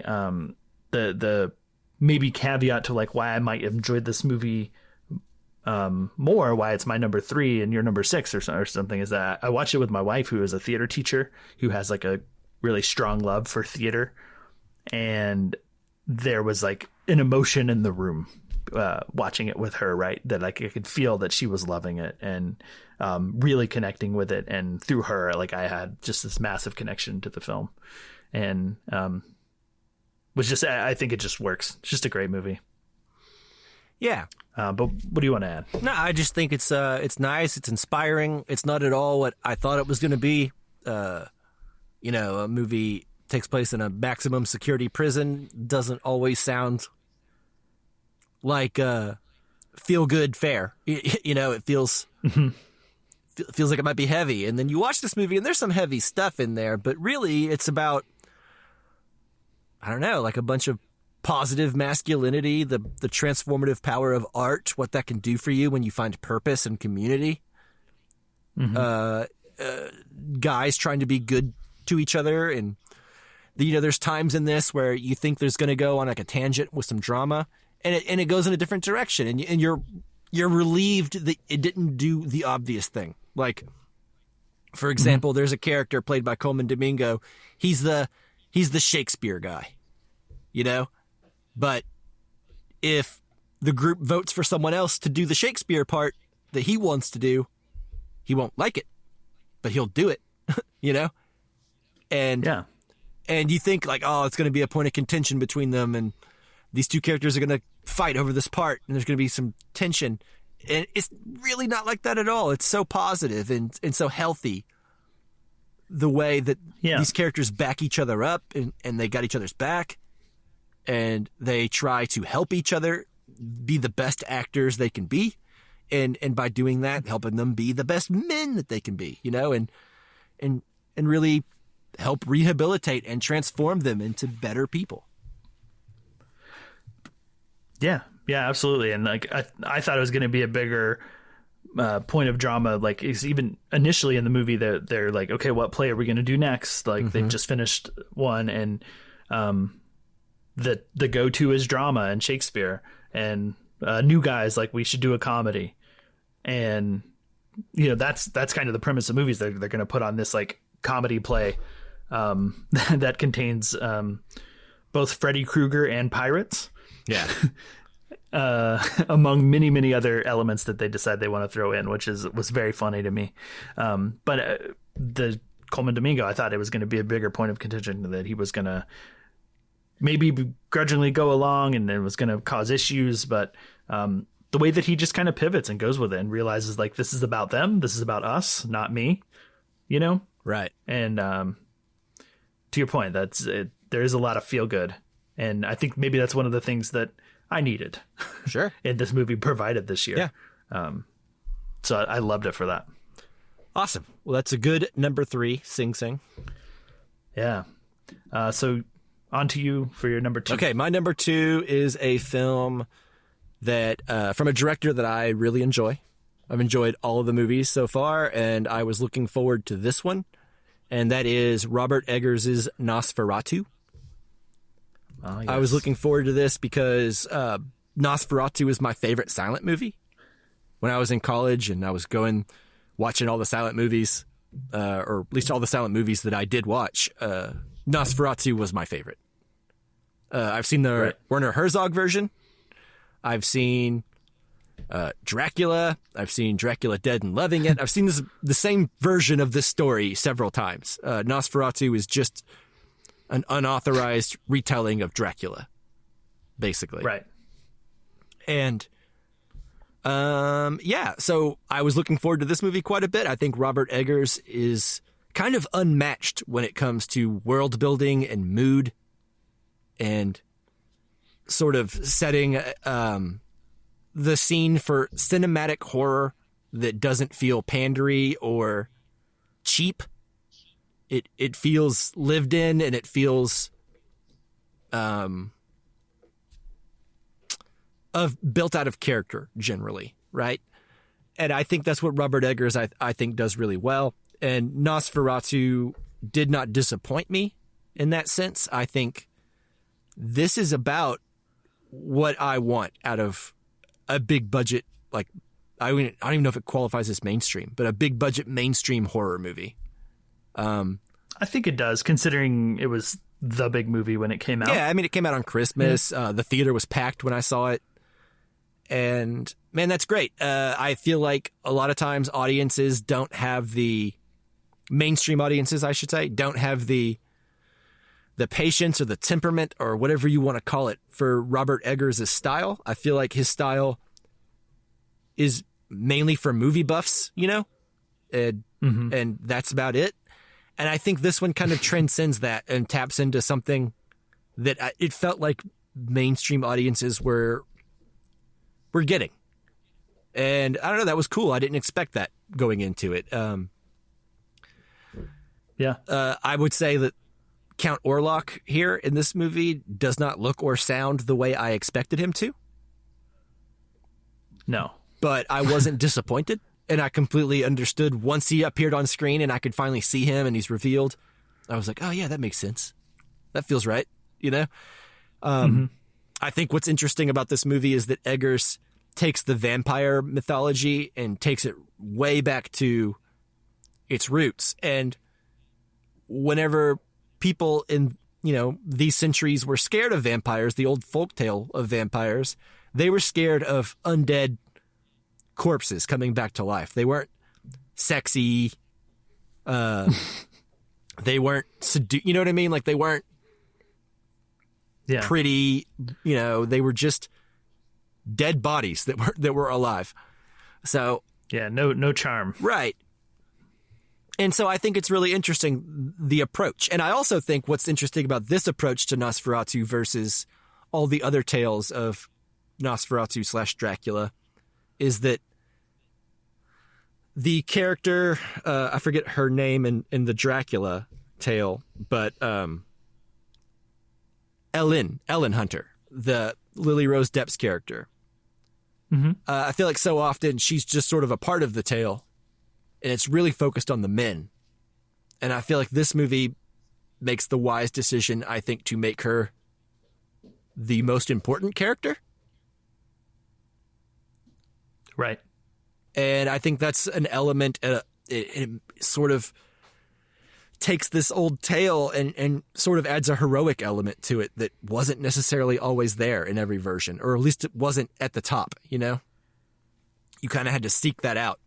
And I think Eggers, first of all, cast Lily Rose Depp, who is really great in this. And I think like what she does with her body in this movie. Like, it hurts me to think about. It exhausts me to watch. Yeah. In a good way, right? Like, it's so brave what she's doing. Because, like, if the audience isn't into it, if you're watching it with someone who's, like, not going to try to meet the movie on its level, it's going to come off as silly and funny. Like some of the stuff she's doing. Right. You know?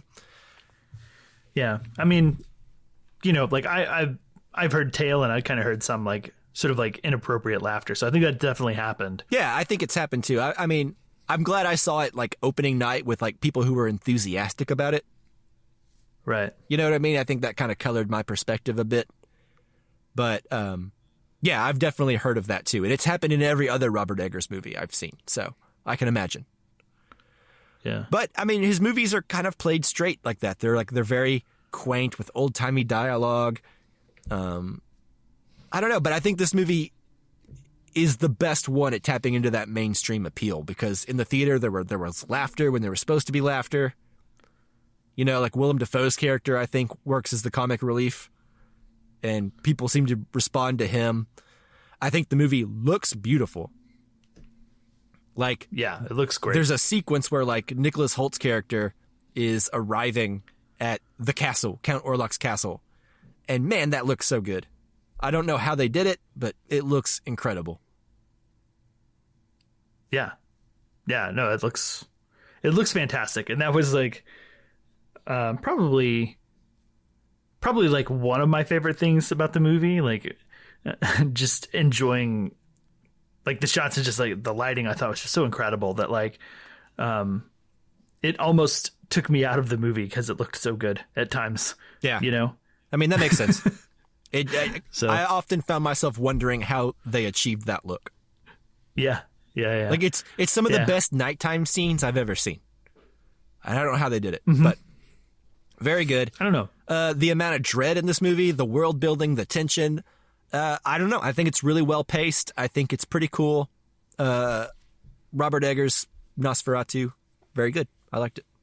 Number 2. Yeah. It was. If we want to get technical, it's currently in my 11th spot. Yeah, I was wondering if it ever broke into the top 10 for you. It was there for a while. Then it just kind of barely got nudged out. But it's very good, and it's very good for me. Like even considering like it's I don't always connect with Robert Eggers. This is by far my favorite movie of his, and also just like. This sort of horror film is hard for me to really love, you know? It's just a genre that takes a lot like horror or gothic horror, or what are you talking about? This just like full horror. Like I like my horror to be a bit more fun and like have a bit more comedy or silliness to it. Sure. Is like the horror that works best for me. And this is, I think very serious. And yeah, I guess the gothicness of it, but just the color and everything, like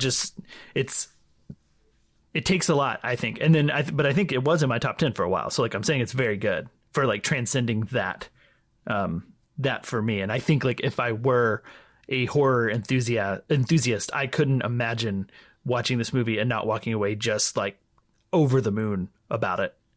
And loving it, you know what I mean? Sure, yeah. Like it's just so well made and so well done, and I really enjoyed it. Other than the, like me not being able to handle some like overly serious, like truly scary horror movies very well, you know? Sure. So yeah, very good. All right, cool. What is your number 2? My number 2 is a film I think we've already talked about. Yeah. It's your number 5. But that is The Substance with Rock on. Demi Moore for her Oscar nominated performance, which I think she's going to win for, by the way. That's my prediction. Well, as long as no one from Emilia Perez wins, then I'll be happy. Yeah. Then we're all the winners then if that doesn't happen. But to what I was just talking about, like I like my horror movie to have some fun in it and be a little silly, and I like when it's over the top, and surreal. And this movie was more fun than I thought it was going to be. Like, it kind of surprised me at the points when it made me laugh. I kind of caught on pretty quickly that it was going to be fun because I never saw a trailer, but like pretty much as soon as Dennis Quaid entered the movie, I was like, okay, I see. And yeah, to your point, it's earlier, it's sort of a feminist horror film. I'm sort of like have long been on board with the idea of like holding ourselves to ridiculous like body standards, whether you're a man or a woman, but obviously like women have that rougher, especially like in Hollywood, right?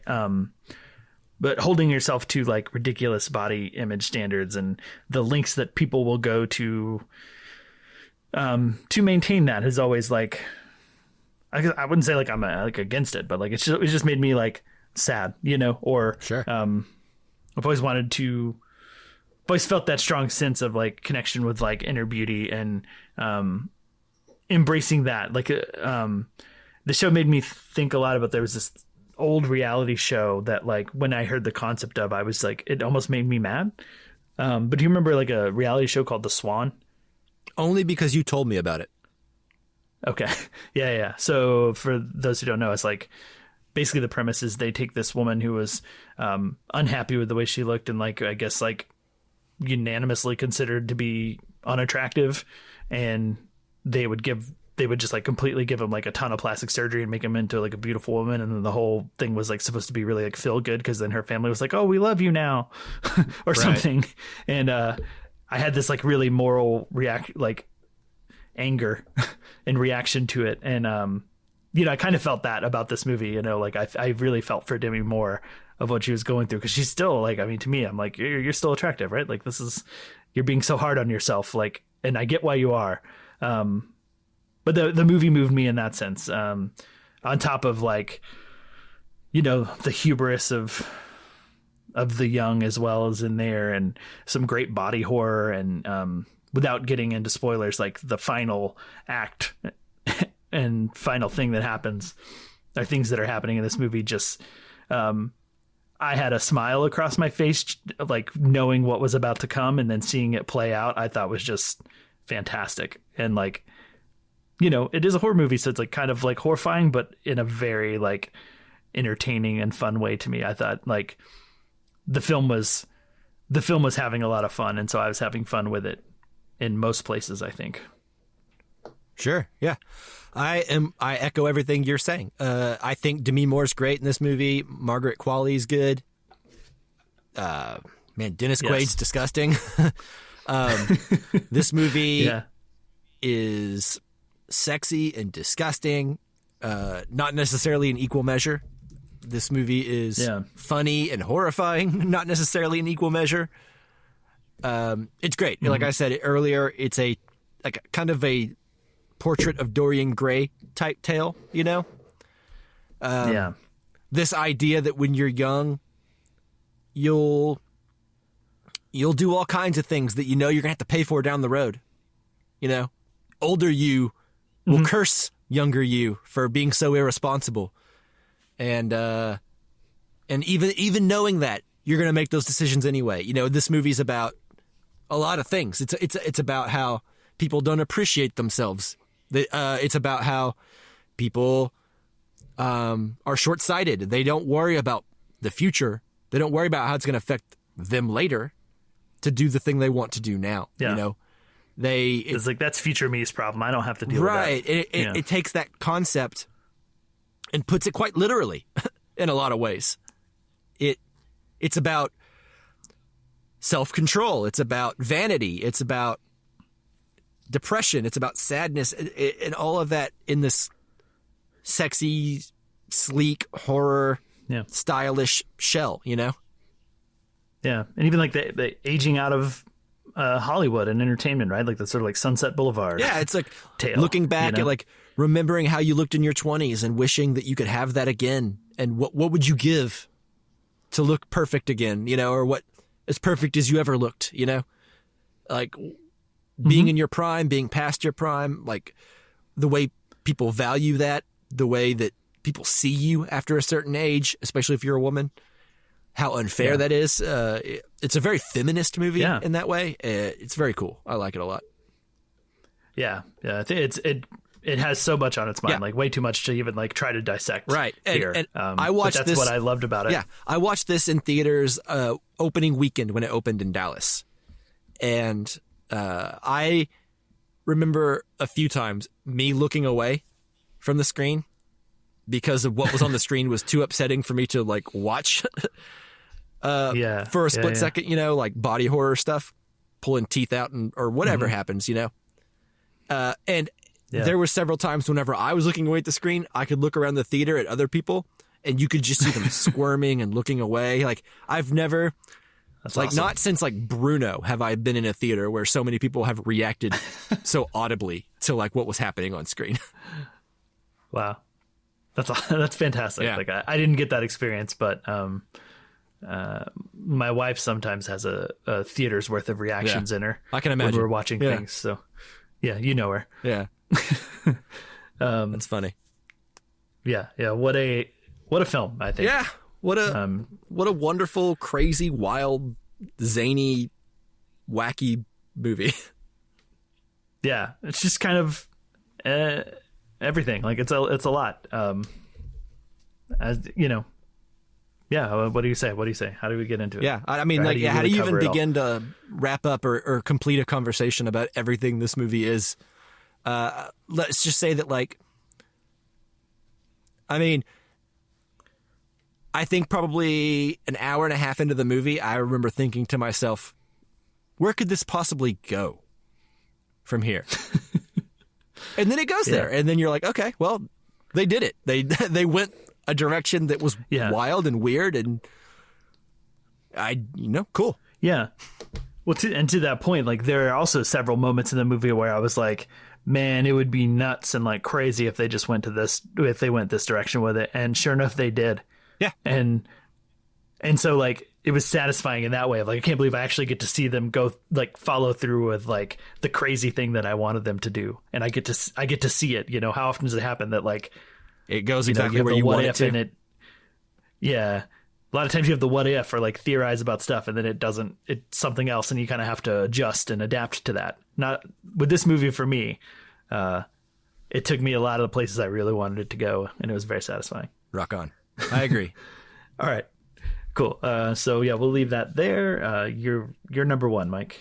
All right, my number one is a film I think you mentioned earlier for your 4 or 5, and that is Bradley Courbet's The Brutalist. Yes, I had a feeling this was going to be very high up for you, and by this point, obviously, I deduced that it was your number one. I figured out your number one already too. Anyways, you were right. This movie is very high on my list. This is pretty much what I want from movies. This is movies to me. This is what it's all about. You know what I mean? Every year you hope for something like this.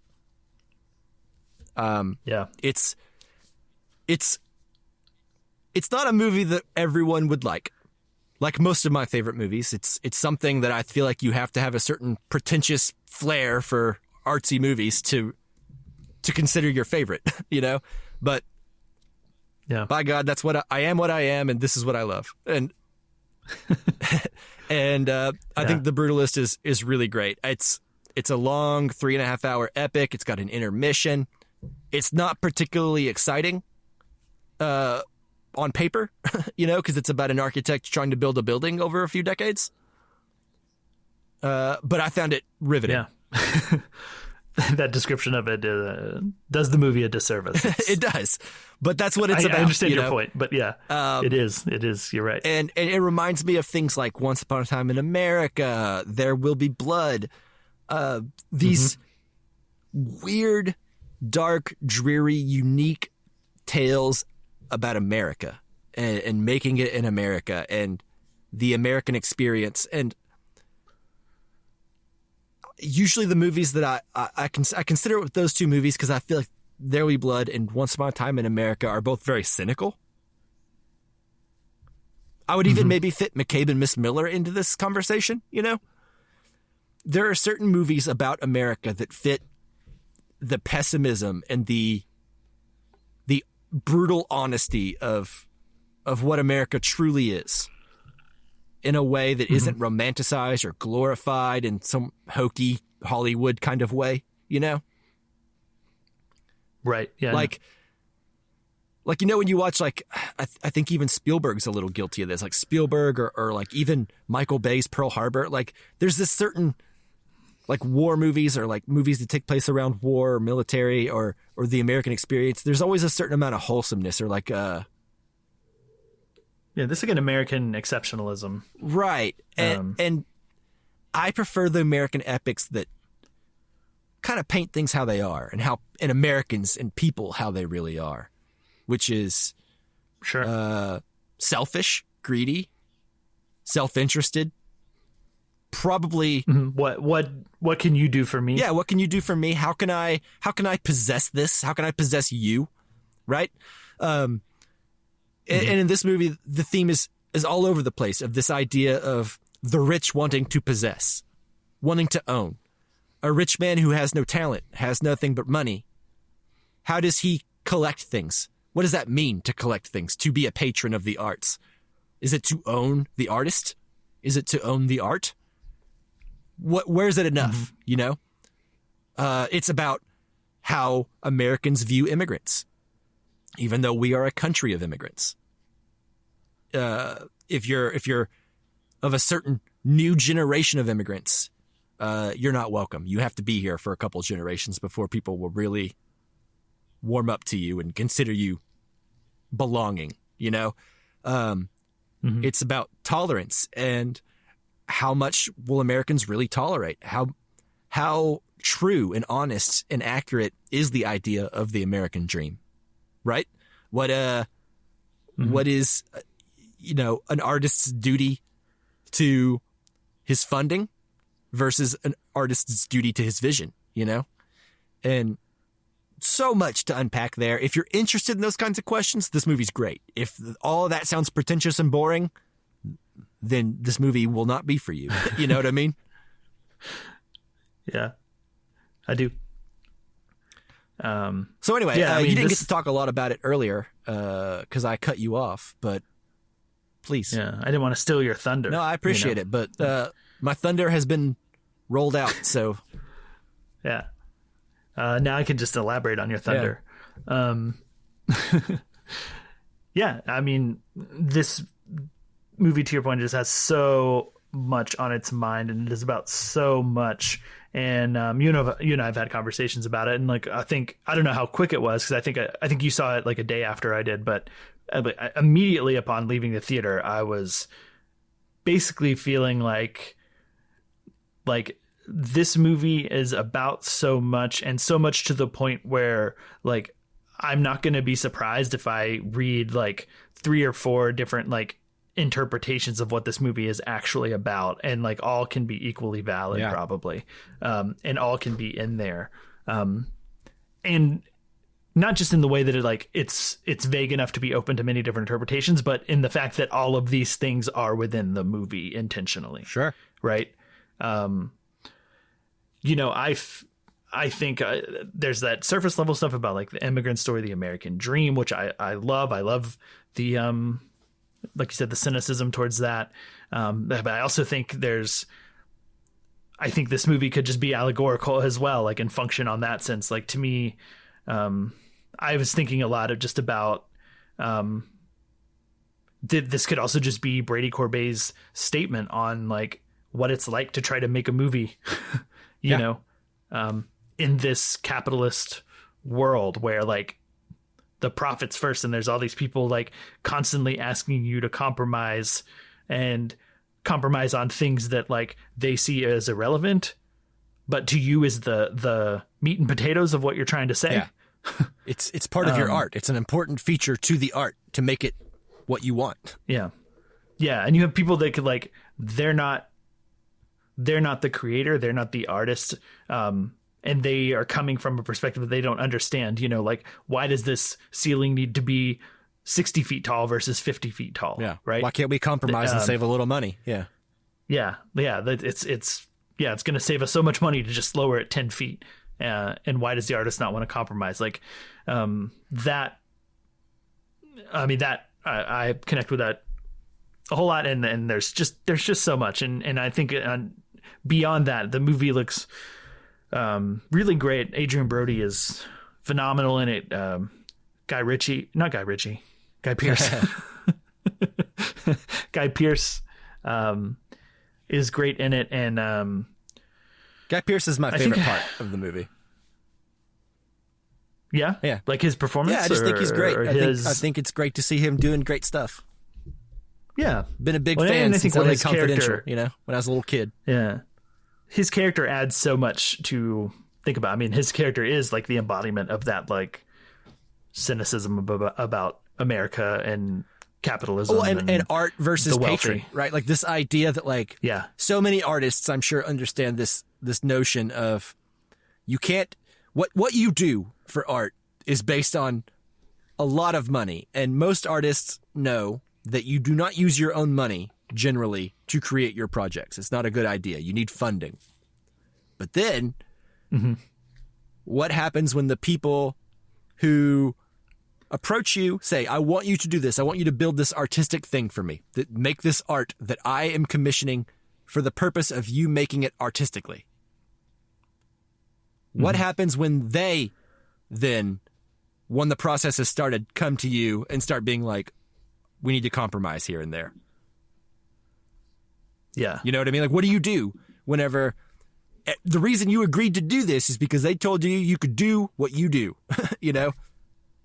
And that's what they wanted to fund. But then later on, when they start seeing it, it's all starts coming together. They say, okay, it's still good. You're still going to make your art. But also, I'm going to hire a guy to maybe rein you in a little bit and save a penny. You'll still make art. It'll still be artsy. Yeah.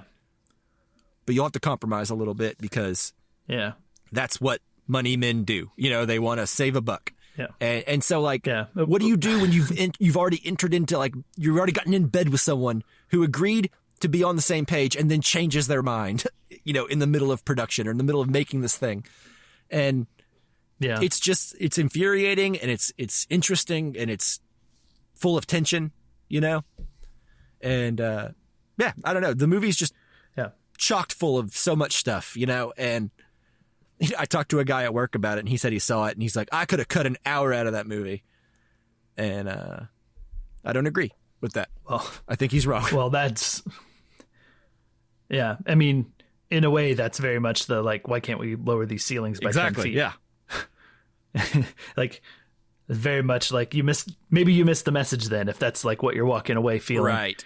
Anyway, what else to say about this movie? It was filmed on VistaVision, which was really cool. Yeah.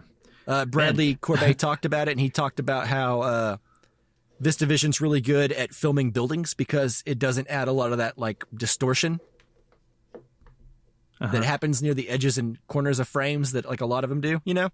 So if you film it in VistaVision, it keeps the buildings from being distorted in a way that a lot of other kinds of filming methods would have, apparently. Yeah. There's also some driving shots that terrified me. Like when they're driving through the tunnel? If you remember. Yeah, and when they're just like driving down the road, and it'll cut to like a POV shot, and it's like it just seems like the camera is flying down the road at like a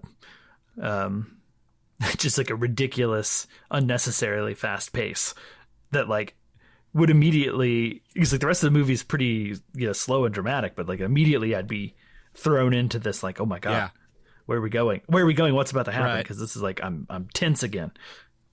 You've got my attention.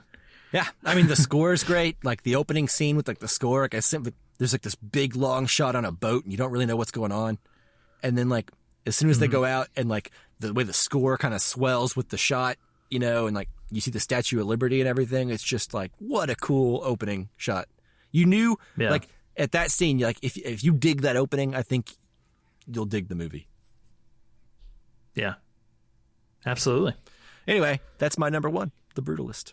Justin, great choice. Wrap this up with your number one, which I already know what it is. Yeah, you do. The attuned listener will also know. Who's focused will also know, yeah. But it is Sean Baker's Zenora. Yeah, you talked about it a little bit. So it's this story of a stripper in Vegas, and she gets this really wealthy client who's about 18, I'm guessing. I can't remember if they say his age. Yeah, it's 18, been a bit 19, since the movie. 20, something like that. Yeah. Just unimaginably wealthy, is paying her lots of money to hang out.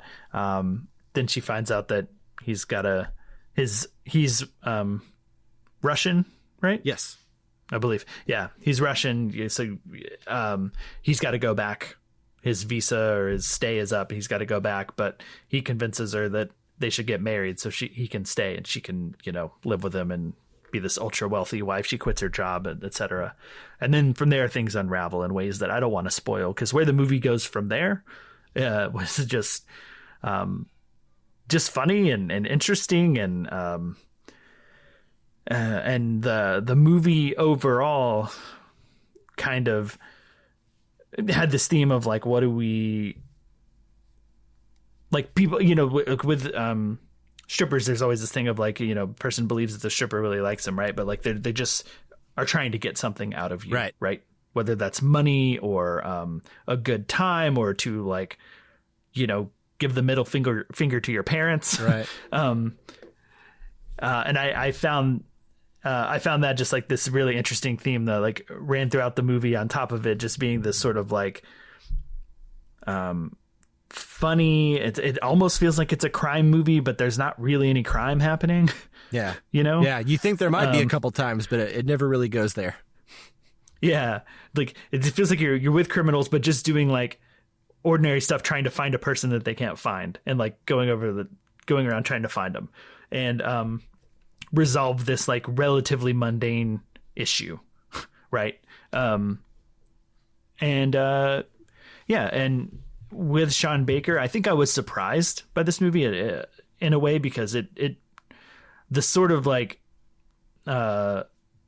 comedy aspect of it, and the like trying to solve a problem that almost like plot wise, like I felt like more in line with like a Coen Brothers type movie, is not quite something I expected from Sean Baker, because he does have these very slice of life sort of stories that are really simple and lack melodrama.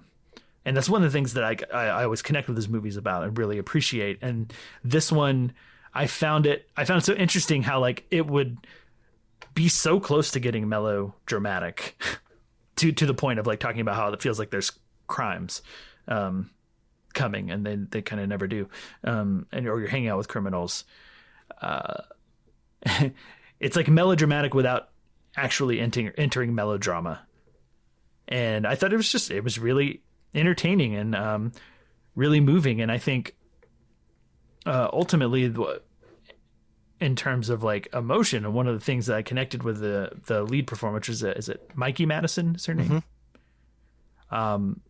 I mean, she's really great in it. And I really started to feel for her character, and thinking about this idea of when you live in a world of such like a transactional nature, like her being a stripper, of like, I need to pretend that I'm really into like every guy in here because they will give me money, mm-hmm. and they give her money with the expectation she's going to pretend to be really into them, and like, and whatever beyond that. The characters, like when you're in that world, I guess like the inability to recognize something genuine, you know what I mean? Like, when it's like, how do you tell what's real and what's not when you're constantly inundated with like fake emotions and selling yourself or trying to get something out of somebody, and right. constant transactional interactions with other human beings versus genuine emotional ones. That element of the movie, I think, is what is the thing that elevates this beyond just like kind of a fun comedy that's, rooted in interesting, good characters and like well acted. Like it just had kicked it up that extra level, like the sort of closing scenes of the movie. Kind of did this like 180 and made me start to feel something very suddenly. Yeah. Yeah, definitely. Agree with everything you said. Yeah. Like when does the transaction end? Like how mm-hmm. far does the transaction go? Is every element of it transactional? Like, and then also it's like that comes from both sides. You know what I mean? Like, Yeah. it's a transaction to him as much as it is her, you know, and with multiple characters, multiple different characters are each expecting a different thing of her. Anyway, very interesting. Yeah, Like all his movies, he portrays sex and sex workers with a sort of non-judgmental lens, you know, that I find very interesting to his movies. Yeah, absolutely. And the movie does take a turn because it does. He does deal with that sort of thing a lot, like sex workers. Like Red Rocket was about a former, like a porn star. I think Tangerine's about a prostitute, but I haven't seen that one, right? Correct. Yeah. But I don't know, it kind of stays with them. And I think to get into this story of a person's missing and we need to go find them and like go about town and get into other little like hijinks and situations, for lack of a better word. Going there, I think made this feel more fresh for Sean Baker than I expected. I don't know if you felt that, but I kind of had an expectation going in, and this one kind of subverted them. I don't know if it subverted it, but it was about what I was hoping for. Like how I cared for this movie and like what I felt for it was where I was hoping to be with it, I think. Yeah. In terms of how much I enjoyed it, I expect a lot from Sean Baker. I expect to walk out like thinking this is a very good candidate for my top 10 of the year. Right. I do have that expectation going in. I don't know if that's what you mean. Yeah, that's what I meant. I don't know that I was expecting. I don't know if I had expectations otherwise to be subverted, but yeah. Anyways, well, all right. Okay. Yeah. That's it. All right. So do we want to recap our top 10s before we get into everything, or should we just go into honorable mentions and then recap? Just recap your top 10 real quick, then we'll do. All right. For me, it was mentions. Number 10, The Apprentice. Number 9, Conclave. Number 8, A Different Man. Number 7, I'm Still Here. Number 6, Sing Sing. Number 5, The Substance. Number 4, Challengers. Number 3, Anora. Number 2, Nosferatu. And number 1, The Brutalist. Nice. And mine was number 10, Hundreds of Beavers. 9, A Different Man. 8, A Real Pain. 7, Heretic. 6, I Saw the TV Glow. 5, Saturday Night. 4, The Brutalist. 3, Sing Sing. 2, The Substance. And 1, Anora. All right, rock on. So I'll go ahead and just real quick list some movies that did not quite make it. I've got Heretic, I Saw the TV Glow. Inside Out 2, Dune 2, Furiosa. I think were all movies that could have been in my top 10 had I not seen a lot of movies in the past like month to knock some of them down. Yeah. Makes sense. No Emilia Perez. No Emilia Perez. I did not like that movie at all. Didn't quite make it. How about you? What are your honorable mentions? Okay, some of them I've mentioned. Nosferatu and Challengers were on there. There was another film which I'm a little confused with the release date, but I thought it came out last year. But I saw Late Night with the Devil. That came out this year. That came out this year? Okay, cool. I thought so, but that one I thought was like a really cool little horror movie. Again, I think I talked about it, but Here, for Robert Zemeckis, I just appreciated what it was doing. And there's another one that's like a little bit more of just like a personal sort of thing, but is a documentary I watched called God and Country about the rise and history of Christian nationalism, bringing us up to like the point where we are today. Sounds depressing. It is. I watched it pre-election. Yeah, I watched a small little indie movie that wasn't anywhere near my top movies or honorable mentions, but it's pretty decent. And that's called The Order. It stars Jude Law and Nicholas Hoult. Oh, yeah. And it's about the rise of white nationalism and how it's been on the rise since like the late 70s. White nationalism? Yeah, white nationalism. Okay. What did I say? Cool. No, you said white. But the documentary was about Christian nationalism. Well, same thing. Which are similar. I just wanted to make sure you meant to say white. Well, yeah, okay. I bet there's a lot of crossover there. Sure, yeah. So Nicholas Hoult, I enjoyed your number 2 more than I expected. Thought it was pretty cool little like moral dilemma Oh, movie. Juror number 2. Yeah. Yeah. I thought you said you enjoyed my number 2 more than expected. And Your number which was 2? No. Nosferatu, also has Nicholas Hoult in it. So I was like, it was taking me a minute to. I see the confusion. But yeah, Juror number 2. Yeah, that was an interesting movie that I felt like had it been executed a little better, it has like the right kind of like hook, you know? I just wish it had been a little bit stronger. Yeah, like it's kind of borrowing enough from 12 Angry Men that it's kind of always going to be good on some level. Yeah. you know? Yeah. It's just missing that extra something, that extra ingredient or whatever, like an extra deft hand of someone to do something with it that elevates it. Yeah. Nicholas Holt's great. Conclave is up there. Yeah, Nicholas Hoult was great. Yeah, I think that's pretty much it for honorable mentions. Yeah, I could keep going with movies that were pretty good that didn't make it, but I think we're done. Yeah. There's certainly more that were still good. Yeah. But okay, so yeah, we'll I think this is it, right? That's it. We're done. We did it. First episode in the can, post hiatus. All right. More to come soon. Yeah, I hope. But we could finally record that episode done, right? on It Happened One Night soon, maybe. Yeah, that's the next criterion we gotta do. Yeah, we'll do that soon. Appropriate with Valentine's Day. That's what we really did the hiatus for. We didn't know it until just now, but that's why. So we could save that movie instead of watching it mid-September. Which I did right in anyway. the heart of Valentine's Day. Yeah, well, you're gonna have to do it again, probably. I assume. I will. Okay, cool. Well, that's it for the episode, right? All right. Well, thank you, listeners, so much for listening. As always, thanks to Jake Wagner Russell for doing our intro and outro music. If you want to hear more of his music, go to soundcloud.com/bobscotch. All right. Stay tuned to this channel, this feed. We are back from a hiatus. Our next episode will probably be the most anticipated films of 2025. Or we're just going to go straight into the casualty criterions again with It Happened One Night. But you know what?